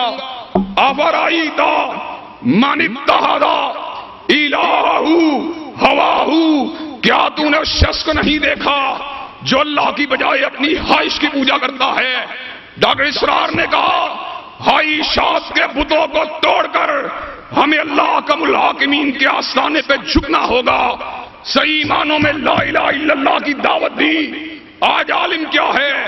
امت مسلمہ ساری کی ساری اللہ کم الحاکمین کی الوہیت کی بات کرتی ہے، لیکن ہم عبد الدینار بھی ہیں، ہم عبد الدرہم بھی ہیں، ہم ہوائے نفس کے اسیر بھی ہیں، ہم خواہشات کے پجاری بھی ہیں، ہم چھوٹی چھوٹی آرزوؤں کے اوپر مٹ جانے والے اور مر جانے والے بھی ہیں.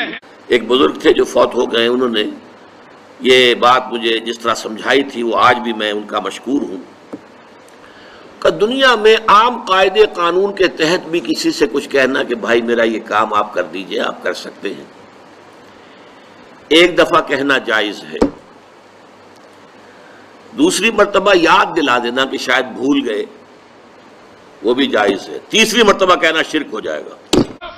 آج فلسفہ، آج منطق، ان علوم میں مہارت حاصل کرنے کے لیے ہر گھرانے سے ہمیں ایک بچے کی ضرورت ہے.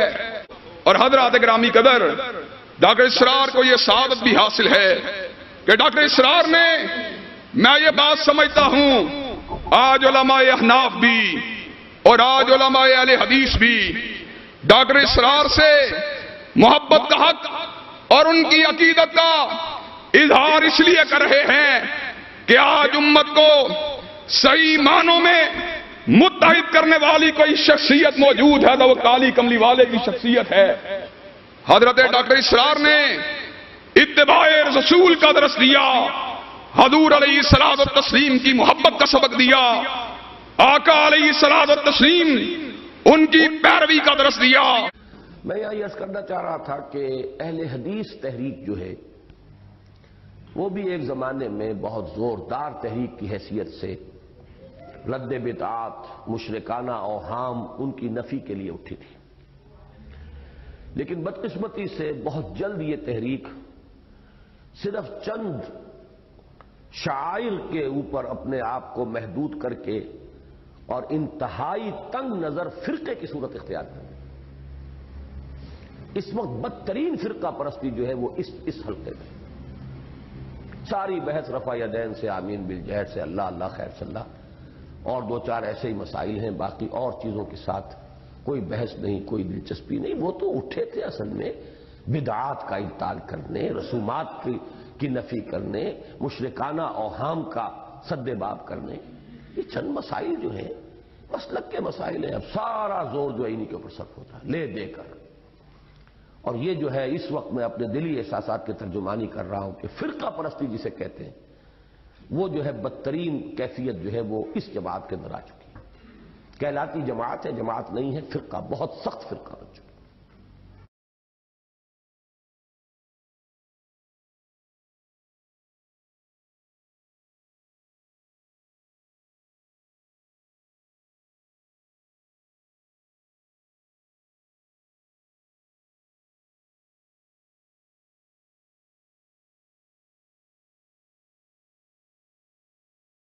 آج ہمیں مسلمان بیٹوں کی ضرورت ہے، مسلمان بھائیوں کی ضرورت ہے.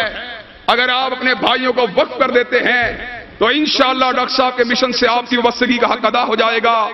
اللہ تبارک و تعالیٰ ان کی قبر کے اوپر ہزاروں رحمت نازل فرمائے اور میرے بھائی عاقب سعید کو ان کے مشن کو صحیح معنوں میں آگے بڑھانے کی توفیق عنایت فرمائے. Number 1 Armageddon, number 2 greater Israel, number 3 demolition of Masjid Aqsa and قبۃ الصخرہ. Faisal آباد کی تربیت گاہ میں بھی بالکل اپنی حیات کے آخری ہی دن ان کے وہ دن تھے، اور اس میں بھی انہوں نے خاص طور پر کہا تھا کہ بعض خالص ایکیڈیمک ایشوز کے اوپر میری اپنی منفرد رائے ہے اور اس کا تمام رفقا کو ماننا ضروری نہیں ہے، اس سے آپ اختلاف کر سکتے ہیں. اس وقت 2 مثالیں انہوں نے دی تھیں. نظریہ ارتقاء بعض لوگوں کو ہضم نہیں ہوتا، سمجھ میں نہیں آتا، یا اس سے اختلاف کرتے ہیں علمی طور پر، تو کریں، کوئی حرج نہیں.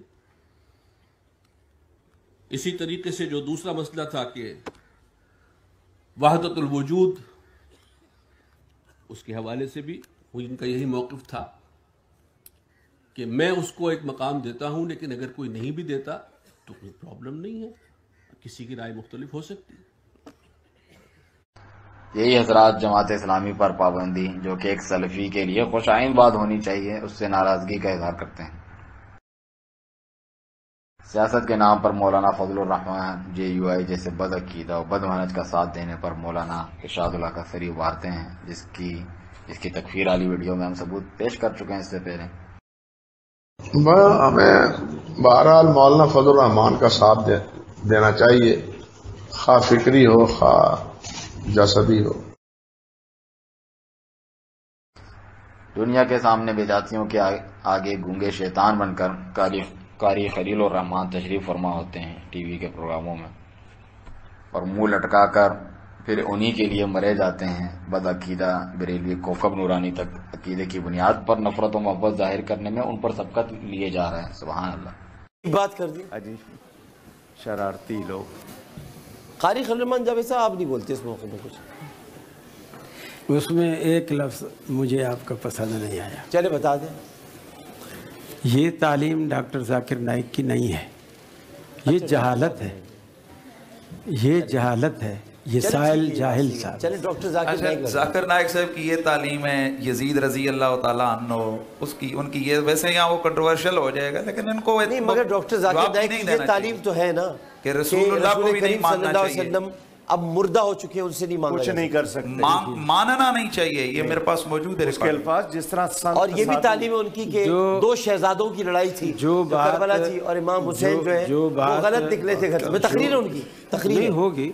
جو بات اس وقت زیر بحث ہے سیدنا علی المرتضیٰ کے حوالے سے، اس کا کبھی بھی یہ نقطہ نظر نہیں رہا کہ وہ خلیفہ راشد نہیں ہیں، کبھی بھی نہیں، ادھر کی بات نہیں ہو رہی۔ جب بھی ہم کہیں گے چاروں خلفاء راشد تو بہت دور کی بات ہوگی، رسول اللہ مردہ ہیں، ان سے نہیں مانگا جا سکتا۔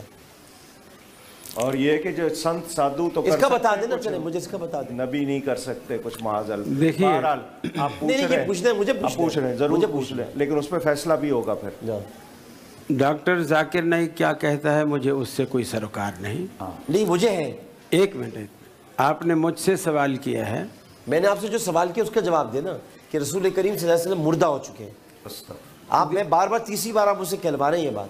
دیکھیے الفاظ کا جو چناؤ ہے، کلپ لگا لے، کلپ دکھائے۔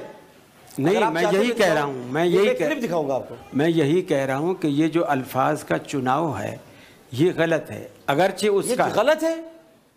میں یہی کہہ رہا ہوں نا کہ اِنَّا أَرْسَلْنَاكَ شَاهِدًا وَمُبَشِّرًا وَنَذِيرًا وَتُعَزِّرُ، آپ کو وَتُعَزِّرُ وَتُوَقِّرُ کا نہیں پتا؟ یہ تعظیم و توقیر اگر نہیں ہے رسول اللہ کی تو آگے کیا ہے پھر؟ ان کی مادری زبان کچھ اس طرح کی ہے کہ ان کو صحیح سے اردو نہیں آپ اس کی توجیہ بنا رہے ہیں۔ میرے لیے بھی تو نکال لینا پھر توجیہ۔ میں نے پہلا لفظ یہی ہے، تو میرے لیے بھی کہہ دیتے کہ آپ کی بات مجھے، آپ کی بھی توجیہ کچھ ہو سکتی ہے، میرے لیے تو آپ نے کہہ دیا کہ آپ نے غلط کہا ہے۔ میں نے پہلا لفظ یہی کہا، ڈاکٹر ذاکر نائک کے کیا کہا، میں اس کا یہاں وکیل نہیں ہوں۔ نہیں، آپ نے یہ کہا کہ آپ نے ڈاکٹر ذاکر نائک کے بارے میں جو کہا مجھے اچھا نہیں لگا، مجھ سے سوال کیا، میں اس کا جواب مجھے کرنے دینا بات۔ آج میرا دل دکھایا انہوں نے، میری دل آزاری کی ہے۔ میرے رسول کو کوئی مردہ کہہ دے تو میرے زندہ رہنے کا کیا حق ہے بھائی؟ بالکل۔ آپ نے اتنی بڑی بات کو توجیہ بنا دیا، اور میں نے اگر ذرا سا کہہ دیا ذاکر نائک کو آپ کو تکلیف، میں نے صرف رسول اللہ کو مردہ کہنے پہ اگر میں نے ذاکر نائک کو کچھ برا کہہ دیا تو کچھ برا نہیں کہا میں نے، اور اگر میں نے کہا ہے تو میرا رب گواہ اس بات کا کہ میں نے کیا کہا ہے، میں نے اپنے نبی کی حرمت کے لیے مقدمہ لڑا ہے۔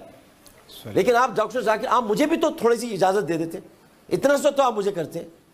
میں نے صرف حضرت علی کے مسئلے پر بات کی۔ احمد رضا قاضی صاحب، آپ اس کی میزبانی کریں، جہاں رسول کو مردہ کہا جائے گا اور یہ کہا جائے گا اس کی کہ میں نہیں کر سکتا میزبانی۔ معاف کیجیے گا، ہم بھی چلیں گے۔ ڈاکٹر صاحب پروگرام کو سمیٹ کے جائیے۔ میرے پیارے نبی پاک صلی اللہ علیہ وآلہ وسلم کے لیے مردہ کا لفظ تو بہت بڑا ہے، اس سے ہلکا لفظ بھی کوئی کہے ہم ایسے شخص کے ساتھ بیٹھنے کو تیار نہیں ہیں۔ یہ ہمارا اعلان ہے، یا تو یہ توبہ کریں یا یہ جائیں، ورنہ ہم جائیں گے۔ میں نے کیا کہا؟ آپ نے اس کی تائید کی ہے۔ کیا تائید کی؟ میں حضرت علی کے مسئلے پر تائید، آپ اس کا نام لے کر اس کی تائید، میں نے اس کے علاوہ کوئی بات کی؟ بہرحال آپ اپنی بات پہ قائم ہے نا؟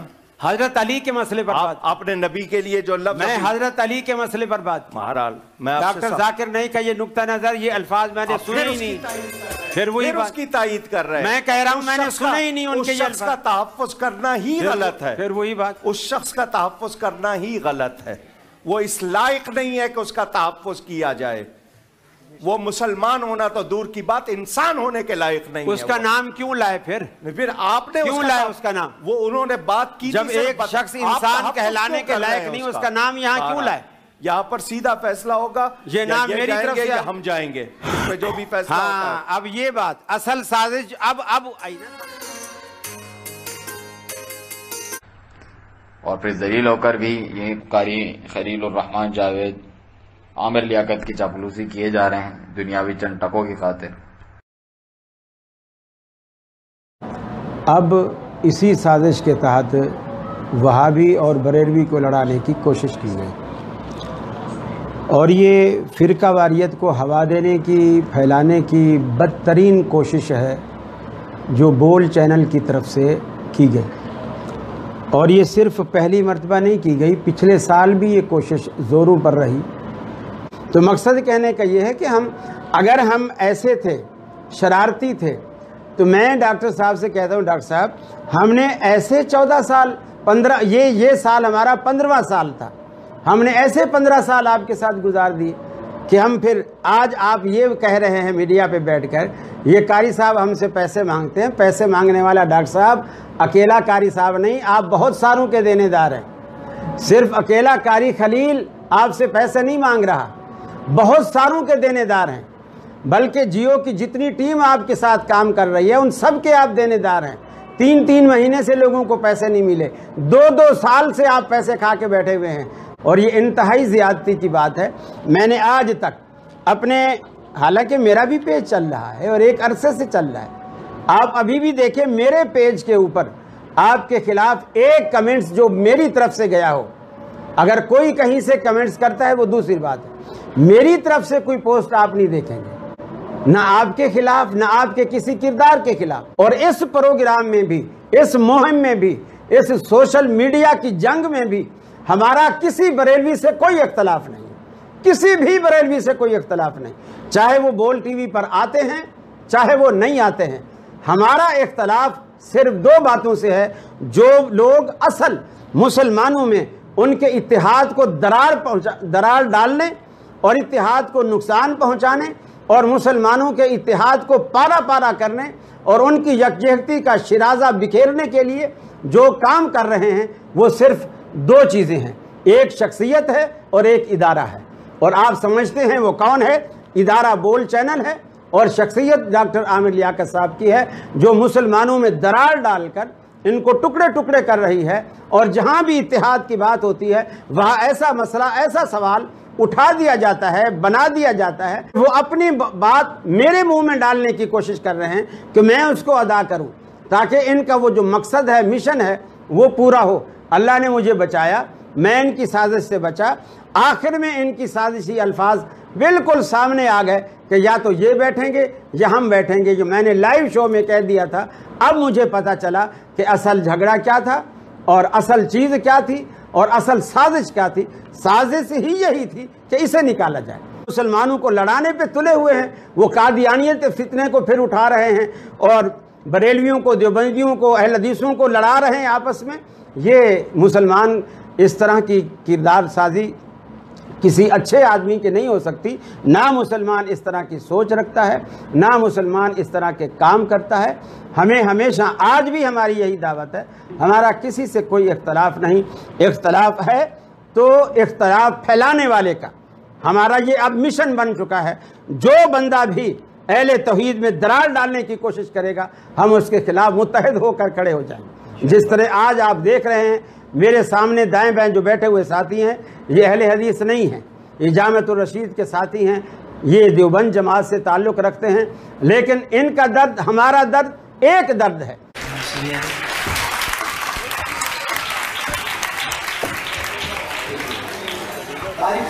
अवैस साहब दोबारा हमारे प्रोग्राम का हिस्सा बन गए, कुछ कहना चाहते हैं पहले?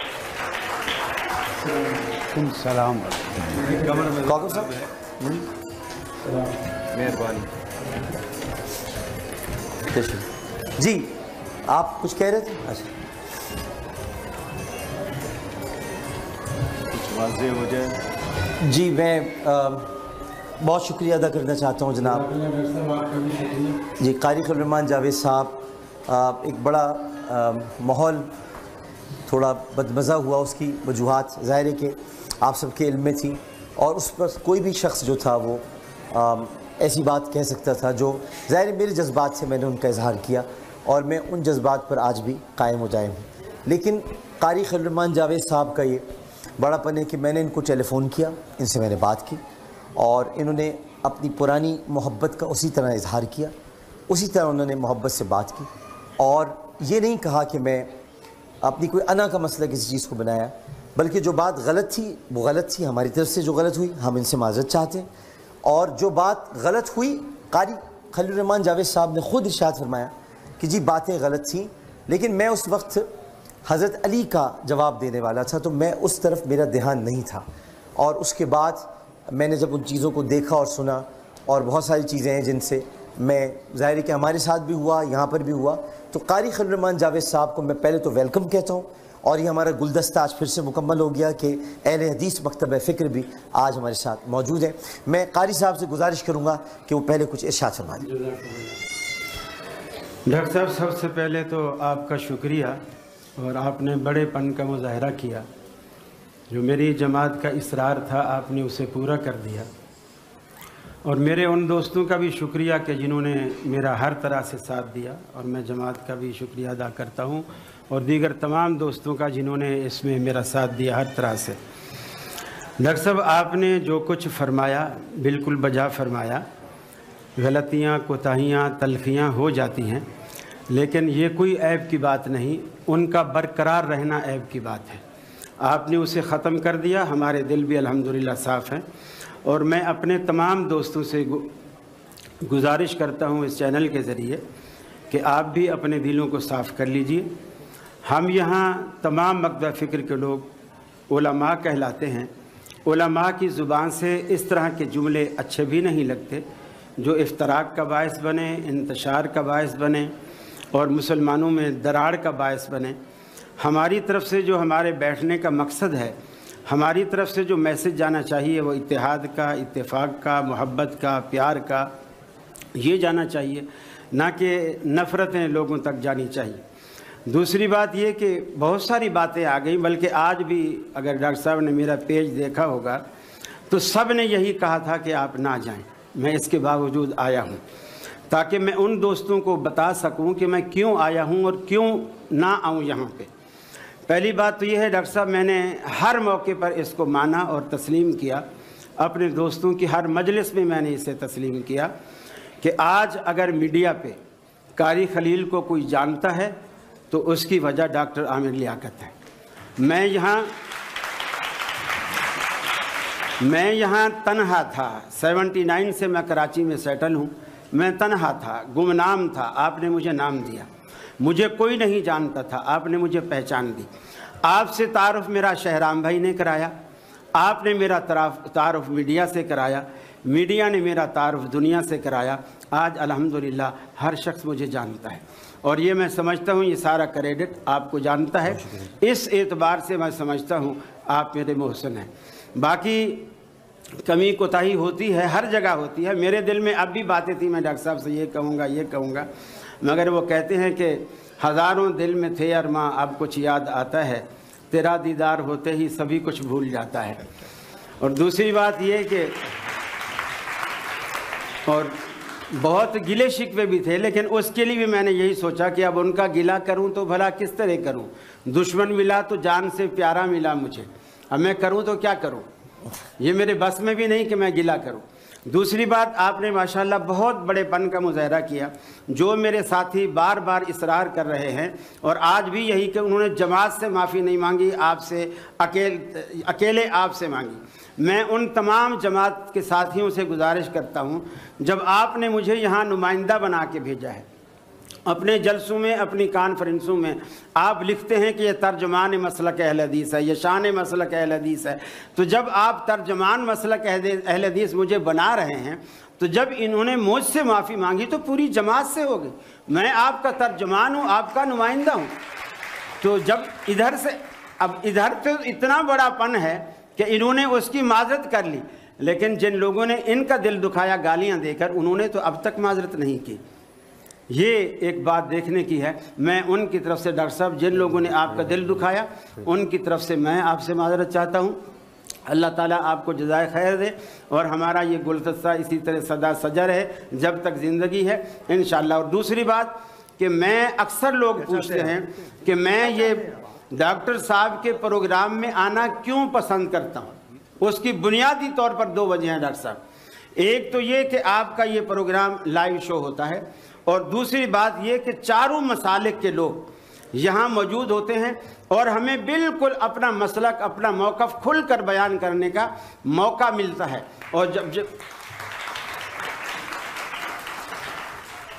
और ये बड़ापन है आपका कि आप इस तरह देते हैं, और यही चीज़ मैं समझता हूँ मेरे दिल में घर किए हुए है। कुछ देर पहले जब हमारी बात हो रही थी, ताकि कौकब साहब भी यहाँ बैठे हैं, डॉक्टर जाकिर नाइक के बारे में बताना चाह रहे थे। ये पहले ये कहें, यहाँ आए हैं, आपने बुलाया है, ये कि हमें ये कहते हैं कि हमारा मौक़िफ़ कुरान और सुन्नत के मुताबिक नहीं, और डॉक्टर जाकिर नाइक को गुस्ताख तस्लीम करें। उन्होंने ये कह दिया, उन्होंने पहली बात ये कह दी कि आपका मौक़िफ़ कुरान और सुन्नत के मुताबिक है, ये उन्होंने भी कहा, तस्लीम करें, अभी कहा है, यही बात हम सबका यहाँ मौक़िफ़। और डॉक्टर जाकिर नाइक की वजाहत जो आई उस दिन, जो जिस चीज़ को फौरन बाद जो वजाहत आपके सामने हम रख रहे हैं, उन्होंने वजाहत ये की, आपके सामने रख रहे हैं, मुझे वीडियो में जी आपके सामने रख रहा हूँ, आप जो फरमाएंगे वही होगा जो आप फरमाएंगे।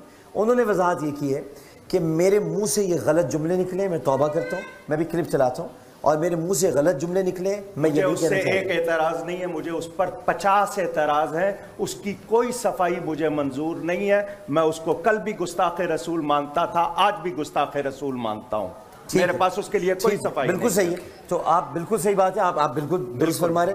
तो मगर उस जो हमने क्लिप चलाया अपनी जगह, इनका मौक़िफ़ ये जो उसकी तायीद कर रहे थे उसके बारे में, और हमें कह रहे थे कि हम किताब और सुन्नत के मुताबिक, अभी मेरी जब बात हुई उससे ये वही बता रहे करें, वही बता रहे, वो यही बता रहे।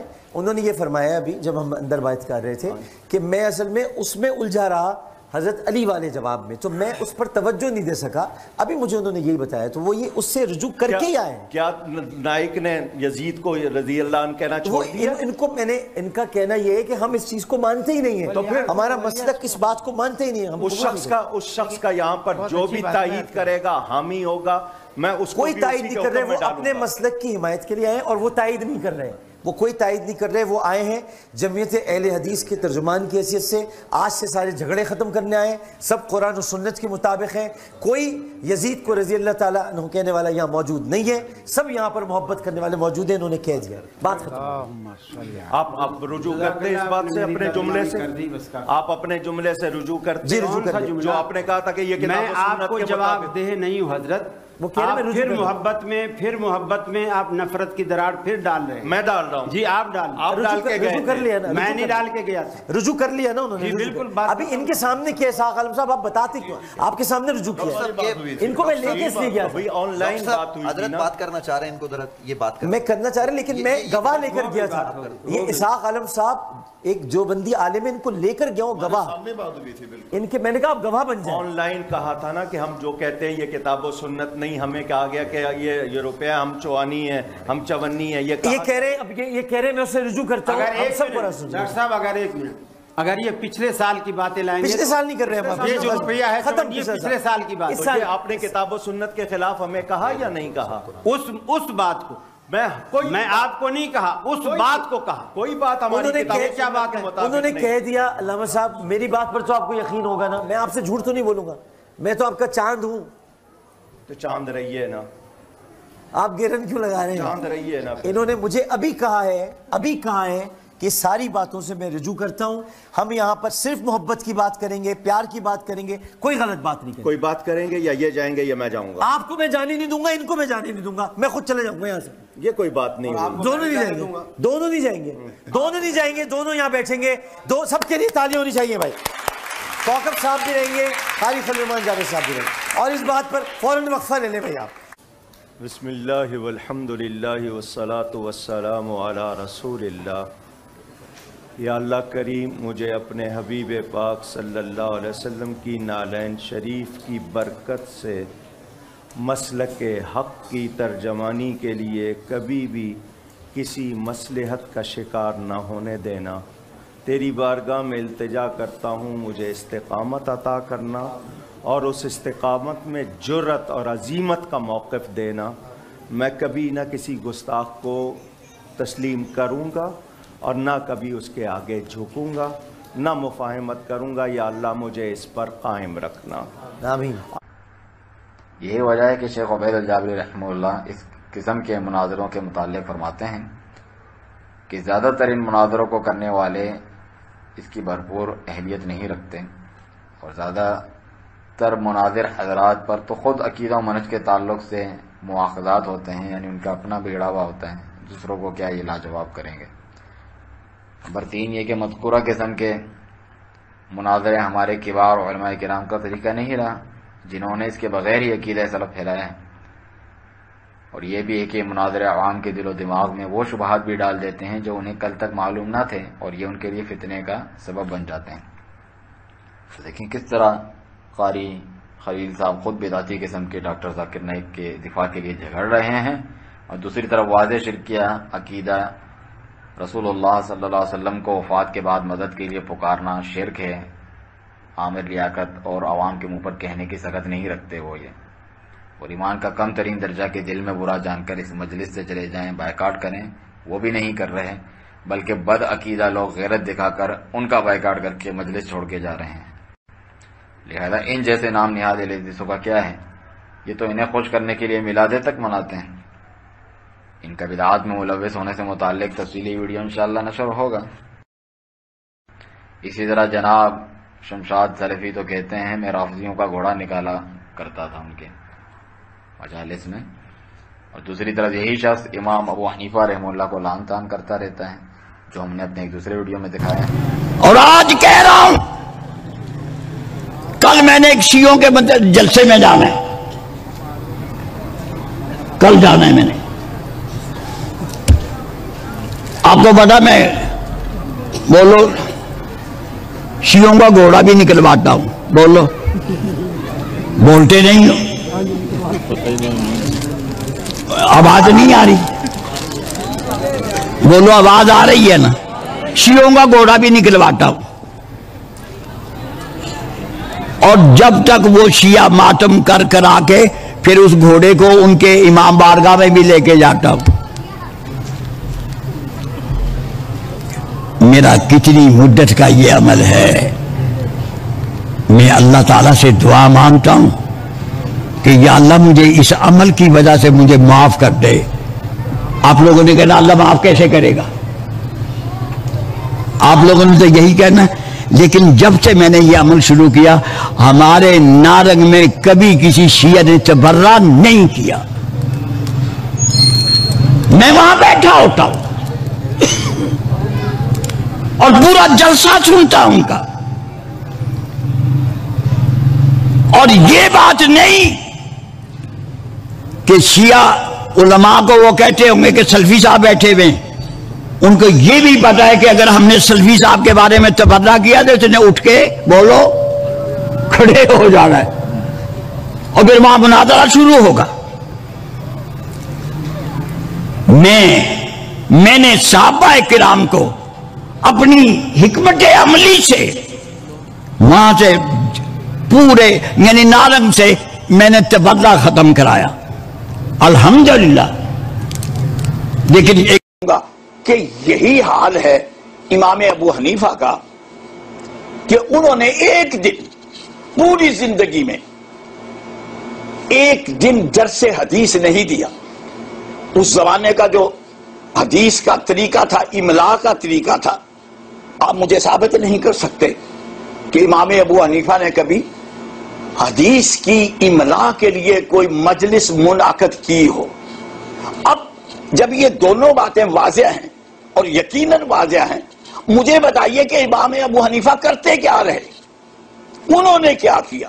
اب میں پھر پیچھے جاؤں گا، یعنی مسلمہ کذاب کی بات کو میں یہاں پر پھر آپ کے سامنے لانا چاہتا ہوں۔ اس کو عقل نہیں تھی، اگرچہ وہ بھی حضرت محمد صلی اللہ علیہ وسلم کی نبوت کے خلاف، یا یوں کہیے کہ ایک متوازی شریعت کا رنگ دینا چاہتے تھے، لیکن اس نے نبوت کا دعویٰ کر کے اپنے آپ کو قتل ہونے کے لیے پیش کر دیا۔ لیکن امام ابو حنیفہ نے نبوت کا دعویٰ نہیں کیا، اسلام میں رہتے ہوئے اسلام کے ہر مسئلے پہ انہوں نے نقد و جرا کر کے جو صحیح شریعت تھی اس کے انہوں نے ٹکڑے ٹکڑے کر کے رکھ دیے۔ اور ضیاء اللہ شاہ بخاری جمعیت اہل حدیث کے شیعوں کو خوش کرنے کے لیے ان سے اتحاد کی مہم چلاتے ہیں، تو کہیں طالب الرحمان شاہ اس ضیاء اللہ شاہ کو شیعہ قرار دیتے ہیں۔ ان نام نہاد اہل حدیثوں کی باہمی لڑائیوں اور تفرقہ بازی کے تعلق سے تفصیلات انشاءاللہ ایک الگ ویڈیو میں بیان ہوگی۔ کیا فقہی اختلافات؟ ہم سینے پہ ہاتھ باندھ کے نماز پڑھتے ہیں اہل حدیث، ہمارے حنفی بھائی یہاں ہاتھ باندھ کے نماز پڑھتے ہیں، ہمارے جعفری اور مالکی بھائی، عبادی بھائی یہ ہاتھ چھوڑ کے نماز پڑھتے ہیں۔ آپ ہم سب سے پوچھ لیں الگ الگ، کبھی ہم سے حلفاً پوچھو کہ یار تم اس طرح نماز کیوں پڑھتے ہو؟ اہل حدیث سے پوچھو، وہ کہے گا کہ رسول اللہ علیہ الصلوۃ والسلام کے بارے میں میری تحقیق یہ ہے، آپ نے سینے پہ ہاتھ باندھے تھے۔ حنفی سے پوچھو، وہ کہے گا میں اللہ کی قسم اٹھا کے کہتا ہوں میری تحقیق یہ ہے، آ کر یہاں پہ ہاتھ باندھ کے نماز پڑھی تھی۔ جعفری مالکی سے پوچھو، وہ حلفاً کہے گا کہ میری تحقیق یہ ہے کہ میرے آقا نے ہاتھ چھوڑ کے نماز پڑھی تھی۔ اللہ کی قسم اگر یہ جذبہ ہے تو یہاں ہاتھ باندھنے والا، یہاں ہاتھ باندھنے والا، ہاتھ چھوڑ کے نماز پڑھنے والا، یہ سارے اتباع مصطفیٰ کر رہے ہیں۔ اللہ تو تمہارے اس جذبے کو دیکھے گا کہ تمہارا جذبہ کیا ہے۔ اور اگر اہل حدیث ایتھے ہاتھ بننے اس واسطے کہ حنفی وے کے سڑ جان تے حنفی ایتھے اور لمکا کے پڑھے کہ اہل حدیث سڑ جان، تو اللہ تمہیں کیا ثواب دے گا، کیا اجر ملے گا؟ تو یہ ہمارے تو فقہی اختلاف اتنا ہی، اس سے زیادہ کیا ہے؟ ہم سب اتباع مصطفیٰ میں لگے ہوئے انشاءاللہ۔ اللہ کے فضل و کرم سے اہل حدیث رفع الیدین کرتے ہیں، اہل تشیع رفع الیدین کرتے ہیں۔ بتائیں کس لیے کرتے ہیں آپ؟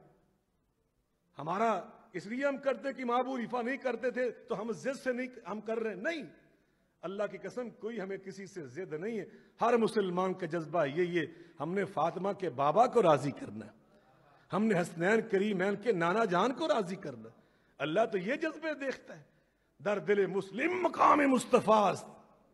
ہمارے مہمان آئے ہوئے ایران سے، یہ ان کی خدمت میں شعر فارسی کا پڑھ رہا ہوں۔ در دل مسلم مقام مصطفیٰ است، آبروئے ما زی نام مصطفیٰ است۔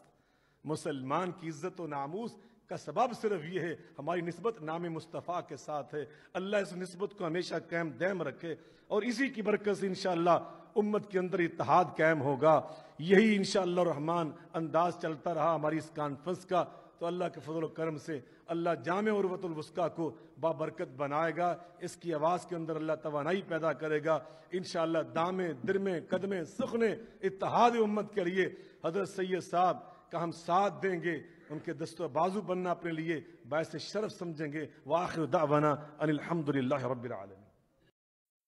ضیاء اللہ شاہ کے بارے میں سوال کیا گیا ہے، اس کا یزید کے بارے میں موقف، ناصبیت کا عقیدہ۔ یہ شخص گمراہ شخص ہے، دنیا دار شخص ہے۔ عیسائیوں کی محفل ہوتی ہے، وہاں پہنچ جاتا ہے 25 دسمبر کو کرسمس کا کیک کاٹنے کے لیے۔ شیعوں کے محرم کے جلوس نکلتے ہیں یا صحابہ کے خلاف زبان درازی کی جاتی ہے، ان کی مجلسوں میں چیف گیسٹ بن کر پہنچ جاتا ہے۔ دین بھی اس کا برباد، دنیا بھی اس کی برباد، لہذا اس کا موقف اہل حدیث کا موقف نہیں۔ جو یہ بیان کرتا ہے یہ پیسوں کا پتر ہے، جہاں اس کو پیسے ڈالے جائیں وہیں حاضر ہو جاتا ہے۔ کوئی بھی مسلمان عیسائیوں کے ساتھ 25 دسمبر کو ہم آہنگی کے لیے، جب وہ اپنے آپ کو عالم بھی کہلاتا ہو، ان کی 25 دسمبر کی تقریب میں جانا اس کے لیے حرام ہے۔ ایسے ہی دشمنان صحابہ کی مجالس میں جا کر خمینی کی تعریفیں کرنا اور حضرت معاویہ کے خلاف بکواس کرنا، اور ان کے بیٹے کے خلاف بکواس کرنا یہ اہل حدیث کا موقف نہیں. اہل حدیث کا موقف وہ ہے جو علماء کتاب و سنت کے ذریعے سے ان تمام چیزوں کا رد کرتے ہیں. ان اللہ یأمر بالعدل والإحسان وإیتاء ذی القربی. کہیں تو اہل حدیث کے اعلانے والے عقیدہ و منہج کی غیرت سے عاری منہج موازنات کے چیمپئن حافظ محمد زبیر ہیں، HM زبیر، جو سلفیوں کا رد کرتے اور بدعتیوں کی تعریف کرتے ہیں اور اس کے لیے باقاعدہ نہج و اسٹوڈیو بنا رکھا ہے، یہاں تک کہ حزبی اہل حدیث تک اب ان کے خلاف ردود نشر کرنے پر مجبور ہو رہے ہیں.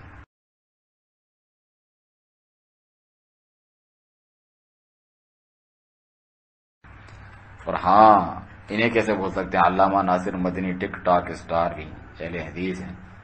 اللہ کی قدرت اور شان ہے جو بدعتی میلادیوں والا انداز اپناتے ہیں، بلکہ شف والے پیر کے ساتھ نبی صلی اللہ علیہ وسلم کے واسطے وسیلے والی بدعتی دعاؤں میں شریک ہوتے ہیں.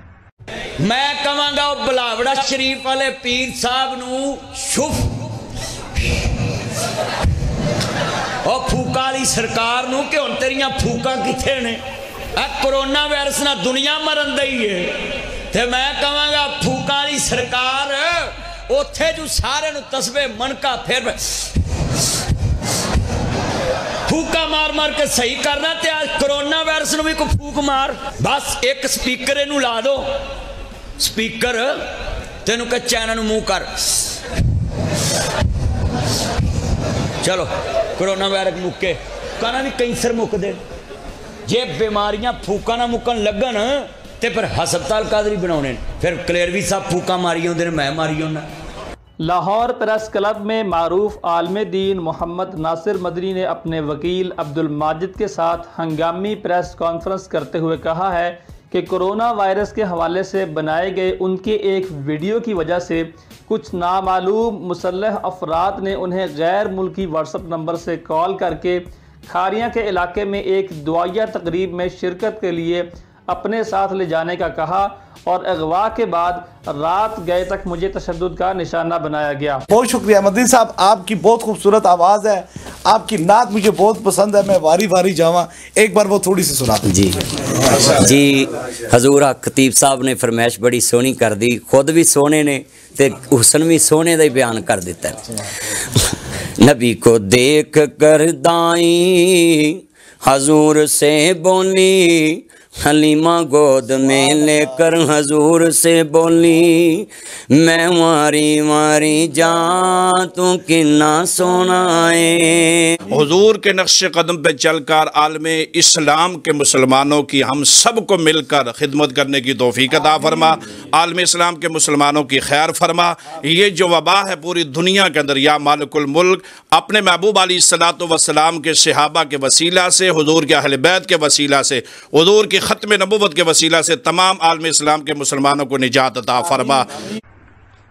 ان کے یہ علماء پیس ٹی وی کے گمراہوں کے ساتھ تعاون کرتے اور تائید کرتے ہیں. دراصل سیاسی کشمکش میں دین شریعت کے نام پر داخل ہو کر جماعتوں کا یہی حال ہوتا ہے، خواہ بہت بڑے علامہ اور فضیلت الشیخ ہی کیوں نہ ہوں. جیسا کہ آپ نے پچھلی ویڈیوز میں بھی دیکھا کہ دیوبندی، بریلوی، شیعہ سب بھائیوں آؤ حکومت کے خلاف بغاوت کرتے ہیں، کسی سے کوئی جھگڑا نہیں، اور باقی بعد اہل بدعت اور گمراہوں کو کچھ کہتے ہی نہیں. اسے وہ اعتدال اور فرقہ واریت سے پاک حکیمانہ دعوت کا نام دیتے ہیں، جو کہ گونگے شیطانوں کی طرح مجرم ہیں جو باطل کا رد نہیں کرتے. اور پھر انہیں اخوانی کہلانے سے کیوں چڑ ہوتی ہے کہ حقیقی سلفی ہماری جماعت جمعیات والوں کو اخوانی کہتے ہیں. جناب کہ اخوانی منہج نام ہی اس کا ہے کہ عقیدے کی بنیاد پر لوگوں سے ولا اور برا یعنی دوستی و دشمنی چھوڑ کر سب کو بس جمع کرو، اور یہی ان کا بھی منہج و منشور ہے. تو اسی کو اخوانیت کہا جاتا ہے، نہ کہ لازماً کوئی مصر کی اخوان المسلمین میں جا کر رکن بنے. اور جو یہ ہیں چنانچہ شروع سے جمعیت کا یہ منہج ہے رہا ہے، اس کا اقرار کرتے ہوئے واضح کرتے ہیں مولانا محمد اسماعیل سلفی صاحب اپنے جو ہے نگارشات میں. چنانچہ مولانا محمد اسماعیل سلفی اپنے مضمون اپنے نگارشات میں اس کے حوالے میں فرماتے ہیں کہ دینی جماعتوں کے اتحاد کے لیے مرکزی جمعیت اہل حدیث کا مسلسل طریقہ کار تمام دینی جماعتوں کے رہنماؤں سے دربندانہ اپیل۔ اس میں وہ بتاتے ہیں کہ اس فیصلے کا شائع ہونے کے بعد ہمارے بعض کرم فرماؤں نے کچھ اس انداز میں تنقید کی گویا جماعت اہل حدیث کا یہ اقدام اسلامی تعلیمات یا اسلامی مقتضیات کے خلاف ہیں۔ جماعت اہل حدیث کے شان شانی یعنی بدعتیوں سے جو راہ رسم میل ملاپ اور مشترکہ مقصد کے لیے کرتے ہیں، تو کہتے ہیں کہ اسے تمام دوستوں کی واقفیت نیز تمام قارئین الاعتصام کے لیے ضرورت محسوس ہوئی کہ مرکزی جمعیت اہل حدیث کی اس بارے میں اس کی پالیسی کو جو مسلسل 1952 سے چلی آ رہی ہے، کوئی نیا منہج نہیں ہے جس کو میں اخوانی کرا دیں، اور اس کی تفصیل پھر یہ آگے بیان کرتے ہیں۔ کہتے ہیں کہ مرکزی جمعیت اہل حدیث تمام لادینی طاقتوں کے مقابلے میں دینی رجحان رکھنے والی جماعتوں کے متحدہ محاذ کے لیے سعی و کوشاں رہی ہے، اور بغیر کسی امتیاز اور خصوصیت کے تمام دینی جماعتوں کو مشترک مفاد اسلامی کے لیے دعوت اتحاد دیتی رہی ہے۔ اس تعلق سے بڑی اچھی بات شیخ صالح الفوزان حفظ اللہ نے اس اخوانی قاعدے کا رد فرمایا کہ عقیدے کے اختلاف کو نظر انداز کر کے آپس میں تعاون کریں۔ پھر اس بارے میں بہت پیاری مثال بیان فرمائی۔ آپ فرماتے ہیں کہ ممکن ہی نہیں کہ ملحدوں، زندیقوں اور کافروں کا سامنا کر سکیں جبکہ ہماری اپنی حالت یہ ہو، یعنی یہ ناممکن ہے۔ یہودیوں نے کیا کہا تھا رسول اللہ صلی اللہ علیہ وسلم سے جب انہوں نے بعض لوگوں کی طرف سے غلطی دیکھی کہ کہا بے شک تم لوگ شرک کرتے ہو اور کہتے ہو جو اللہ تعالیٰ اور محمد چاہیں اور کہتے ہو کعبے کی قسم۔ ذرا دیکھیں یہودی ہو کر مسلمانوں پر حجت بیان کر رہا ہے، چنانچہ نبی کریم صلی اللہ علیہ وسلم نے اس سے منع فرمایا، وہ فرمایا کہ لا تقولوا ما شاء اللہ وشاء محمد ولكن قولوا ما شاء اللہ وحدہ وقولوا ورب الکعبہ۔ مسند احمد کی روایت ہے، اس کے علاوہ بھی سنن ابن ماجہ میں فرمایا کہ کہو جو اللہ تعالیٰ اور محمد صلی اللہ علیہ وسلم، یہ نہ کہو کہ جو اللہ تعالیٰ اور محمد صلی اللہ علیہ وسلم چاہیں، بلکہ کہو جو اکیلا اللہ تعالیٰ چاہے، کہو رب کعبہ کی قسم۔ رسول اللہ صلی اللہ علیہ وسلم نے یہ نہیں فرمایا کہ تم یہودی ہو ہم تمہاری بات نہیں مانتے، نہیں، بلکہ اس بات کو اس سے مانا اور اس کلمے سے لوگوں کو منع کر دیا۔ یعنی یہ بات سنت سے ثابت ہے کہ رسول اللہ صلی اللہ علیہ وسلم نے صحابہ کرام رضی اللہ عنہ کو بھی یہ درس دیا کہ یہ بدعقیدگی خواہ کسی بھی طرح اور درجے کی ہو، اس کے ہوتے ہوئے مشرکوں اور اہل کتاب کا سامنا مقابلہ نہیں کیا جا سکتا، بلکہ پہلے اس کی اصلاح ضروری ہے۔ تو اس کی تاریخ بتاتے ہوئے مولانا اسماعیل ظرفی کہتے ہیں سب سے پہلے اسلامی دستور کے مطالبے کے لیے متحدہ محاذ پیش کرنے کی جب ضرورت محسوس ہوئی تو مرکزی جمعیت نے اس آواز پر لبیک کا اور کراچی کے اجتماع میں جو 1952 کے اوائل میں ہوا اپنے نمائندوں کے ذریعے شرکت کی۔ اس اجتماع میں جمعیت علماء اسلام، جمعیت علماء پاکستان، جمعیت اہل حدیث، جماعت اسلامی، غرض دیوبندی، اہل حدیث، بریلوی، شیعہ اور سنیوں کے تمام فرقوں کے مقتدر علماء نے اس میں شرکت کی۔ مثال دیتے ہیں کہ تحفظ ختم نبوت پہ بھی جو ہم نے کیا تھا اس طریقے سے، تو ملک کے کسی گوشے سے یا کسی دینی حلقے کی طرف سے یہ نہیں بات یعنی اٹھائی گئی کہ مجلس تحفظ ختم نبوت میں فلاں عقیدے پر نمائندہ کیوں ہیں یا اختلاف عقائد کی وجہ سے فلاں بزرگ کو اس میں شامل نہیں کرنا چاہیے۔ اسی طرح لائل پور کانفرنس 1955 کا بھی حوالہ دے کر اہم ترین قرارداد بتاتے ہیں جمعیت اہل حدیث کی، اور کہتے ہیں کہ اس میں لکھا ہے کہ ان حالات کے پیش نظر یہ اجلاس اس نتیجے پر پہنچا ہے کہ اصلاح احوال کے لیے یہ ضروری ہے کہ پاکستان کے تمام اسلامی عناصر اور دین کو اپنی سرگرمیوں کا محور قرار دینے والی جماعتیں ایک ایسے پروگرام پر جمع ہوں جو ان کو اسلام کے بقا و تحفظ اور پاکستان کی سالمیت اور اسلامی ریاست بنانے کے مقصد میں کامیابی تک پہنچانے کا ذریعہ بن سکے۔ اس کو دیگر فرقوں سے منوانے کے لیے دیوبندی، بریلوی، شیعہ وغیرہ سے ان کے علماء کے نام ذکر کر کے کہتے ہیں کہ اس اجتماع میں مولانا سید محمد داؤد غزنوی صدر مرکزی جمعیت نے لائل پور کانفرنس کی قرارداد، جس کا ذکر ابھی ہو چکا ہے، کی تشریح کرتے ہوئے تمام مکاتب فکر کے رہنماؤں سے اپیل کی کہ اسلام کے اجتماعی مفاد کے تحفظ کی خاطر اپنے اختلافات کو ایک دائرے میں محدود کر کے لادینیت کے بڑھتے ہوئے سیلاب اور الحاد و زندقہ کے بے پناہ طوفان کے مقابلے کے لیے ایک مضبوط متحدہ محاذ پیش کریں، اور کہتے ہیں اس بات کا تہیہ اور عزم صمیم کر لیں کہ کم از کم اس وقت تک جب تک اباحت پسندی اور بے دینی و لحاظ کے اس طوفان کا زور ٹوٹ کر فضا معمول پر نہ آ جائے، وہ اپنی توجہات فروعی اور اختلافی مسائل پر صرف کرنے کے بجائے اس حملے کی مدافعت پر صرف کریں جو دین کی بنیادوں پر کیا جا رہا ہے۔ شرک و بدعات پر چلنے والی ایسے کام جو نواقض اسلام مسلمان باقی نہیں رکھتے اس شخص کو، بہرحال انہیں بھی دینی جماعتیں قرار دے دے کر باور کرواتے ہیں۔ آگے فرماتے ہیں اسی لیے مرکزی جمعیت الحدیث اپنے مسلسل اور مربوط طریقہ کار کی بنا پر تمام دینی جماعتوں کے ساتھ اتحاد عمل کے لیے تیار ہے۔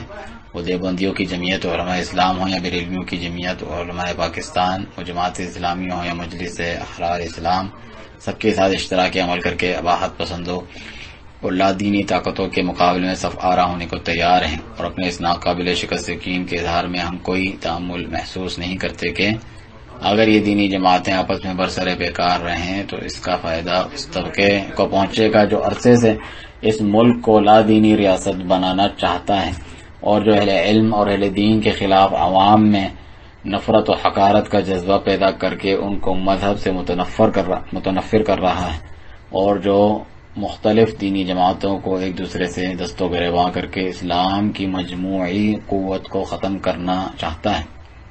اتحاد کے غیر شرعی مقاصد میں سے انتخابات کا خود ہی ذکر کرتے ہیں کہ تمام تر دینی جماعتوں کے رہنماؤں سے اپیل کی کہ انتخابات قریب آ رہے ہیں، اگر دینی جماعتوں نے باہمی اشتراک عمل سے کام نہ لیا تو نتیجہ ظاہر ہے جو طاقتیں اس وقت ہم پر مسلط ہیں ان کی گرفت اور مضبوط ہو جائے گی، اور دینی اقدار کی جو مٹی پلید ہو رہی ہے وہ اپنے انتہائی نقطے کو پہنچ جائے گی۔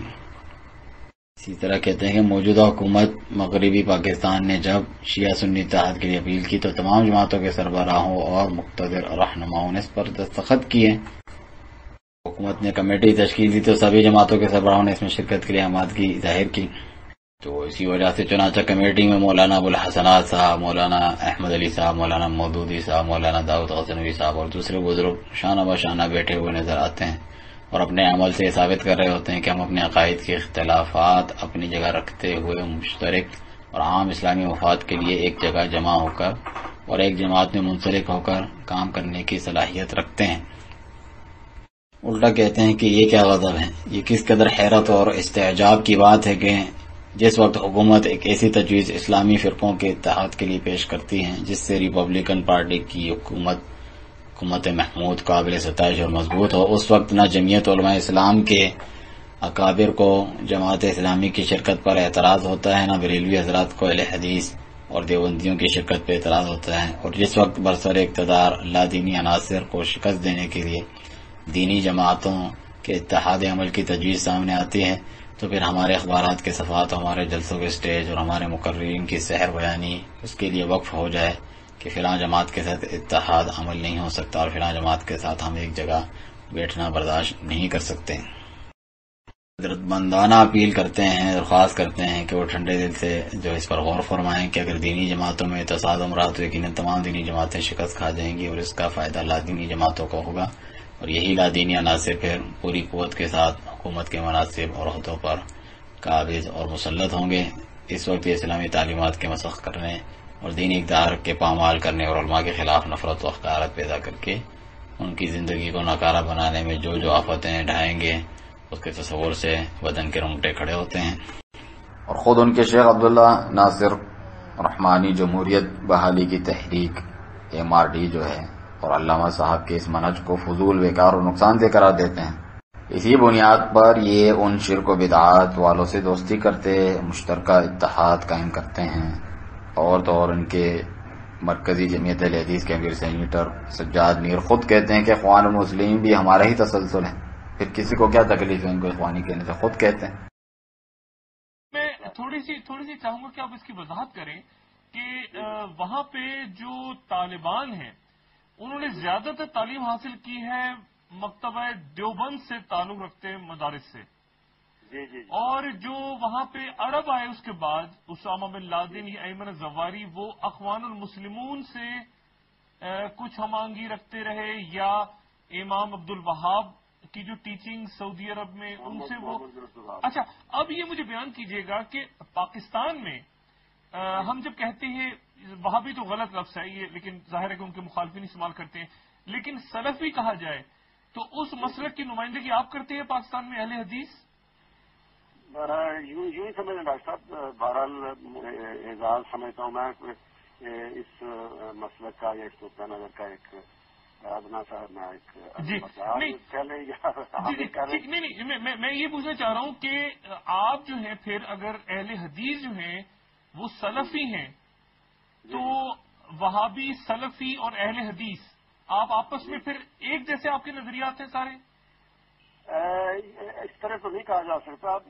اصل میں تو اصل بنیادی چیز جو ہے نا وہ ہے کہ نبی اکرم صلی اللہ علیہ وسلم کے زمانے سے جو عقیدہ، جو عمل، شریعت کے جو تفصیل چلی آ رہی ہے، اس کو اپنانے والے یا اس کو اپنانے کا کلیم کرنے والے، دعویٰ کرنے والے جو ہیں وہ سلفی کہلاتے ہیں. ان کو محمدی بھی کہا جاتا ہے، اہل حدیث بھی کہا جاتا ہے. جہاں تک وہابی کا تعلق ہے، آپ نے خود نشاندہی کر دی ہے کہ یہ محمد بن عبد الوہاب کے ساتھ نسبت غیروں نے اور اس میں انگریز پیشوروں نے یہ نسبت جوڑی ان لوگوں کی، کیونکہ وہ ان میں انگریز کے باغی بہت تھے تو انہوں نے بدنام کرنے کے لیے ایک سلسلہ جوڑ دیا. محمد بن عبد الوہاب صاحب جو ہیں امام ہیں اپنے وقت کے، وہ بھی اپنے رائٹ تھا ان کا کہ ان کو امام کہا جائے، لیکن ان کے اور یہ اہل حدیث یا سلفی لوگ ہیں نا، بالکل وہ اس لیے ملتے جلتے نہیں ہے کہ ڈیٹیل جو ہے نا شریعت کی، اس میں وہ امام احمد بن حنبل کی زیادہ تر پیروی کرتے ہیں. امام محمد بن عبد الوہاب بھی اور ان کے جو اصل پیروکار ان کو وہ امام حنبل کی طرف ہے. ٹھیک ہے، تو یعنی پھر وہ امام حنبل کی طرف ہے اور وہ پھر حنفی، یعنی امام عقائد میں تو دیکھیں نا، عقائد میں تو کوئی زیادہ فرق نہیں آپ کو ملے گا. سلفی اور اہل حدیث ایک طرف رکھ لیں اور دوسری طرف یہ جو ہیں امام محمد بن عبد الوہاب کے پیروکار، لیکن شریعت کی ڈیٹیل میں وہ تقریباً یعنی تقلید کرتے ہیں امام احمد بن حنبل کی.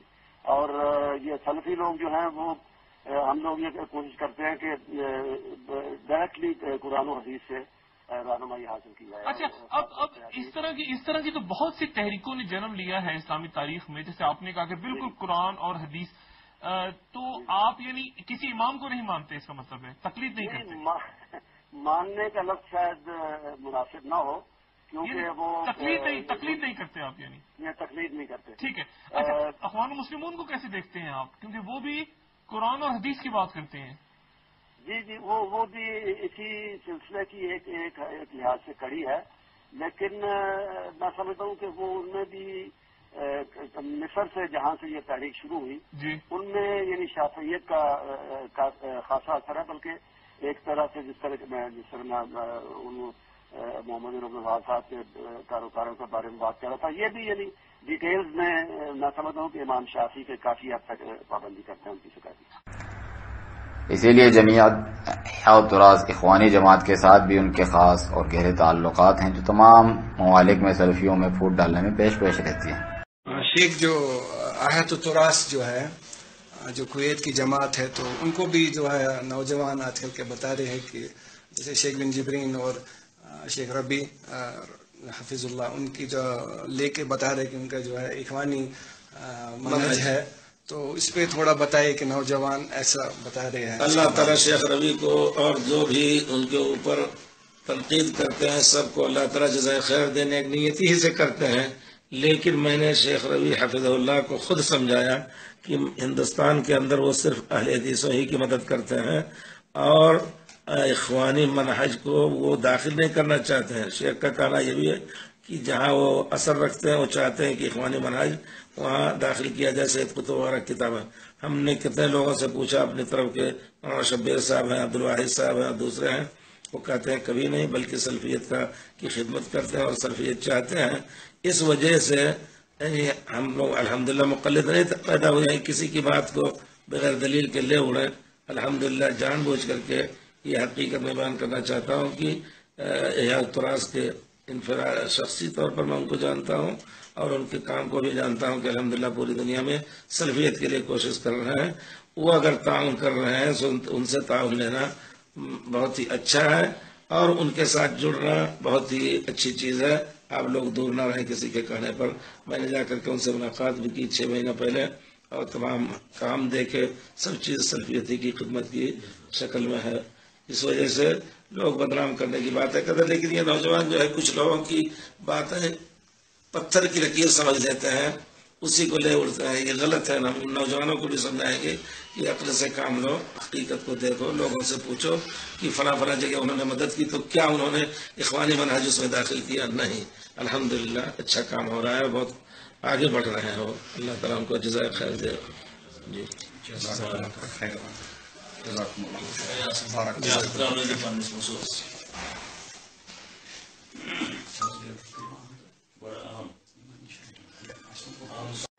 اور اسی تعلق سے شیخ ربیع المدخلی حافظ اللہ کچھ سال پہلے فرماتے ہیں، جیسا کہ ہمارے دوست اور بھائی ساتھی استاد زبیر عباسی حافظ اللہ خود ملنے گئے کچھ برس پہلے شیخ ربیع المدخلی حافظ اللہ سے. تو اس ملاقات کا حال بتاتے ہیں کہ علامہ ربیع نے مجھ سے پاکستان میں دعوت کے حالات کے بارے میں دریافت کیا تو میں نے انہیں بتایا بڑے افسوس کے ساتھ کہ دعوت کمزور ہے اور اچھے حالات نہیں. تو انہوں نے پوچھا کہ ایسا کیوں ہے. میں نے عرض کی کیونکہ جمعیت احاط تراث ان میں داخل ہو چکی ہے اور داعیان سیاست اور پارلیمنٹ میں گھس چکے ہیں، حکمرانوں کی توہین کرنا اور احتجاجی مظاہرات وغیرہ. تو انہوں نے کہا اگر احیاء تراث ان میں گھس چکی ہے تو پھر جو کچھ تم نے ذکر کیا وہ اسی کے منفی اثرات میں سے، اور اس جمعیت نے انڈیا، پاکستان اور ہر جگہ دعوت کو تباہ کر کے رکھ دیا ہے. پھر میں نے ان سے پوچھا ہم ان سے کیسا معاملہ کریں. انہوں نے فرمایا کہ انہیں نصیحت کرو اور اگر وہ اسے قبول نہ کریں تو انہیں چھوڑ دو اور انہیں احیاء تراث میں ہی شمار کرو کیونکہ یہ بدعتی ہیں.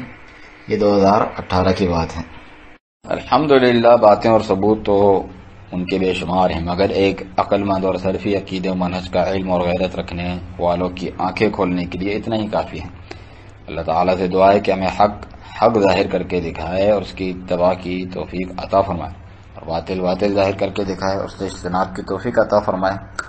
وسبحانک اللہم وبحمدک اشہد ان لا الہ الا انت استغفرک واتوب الیک.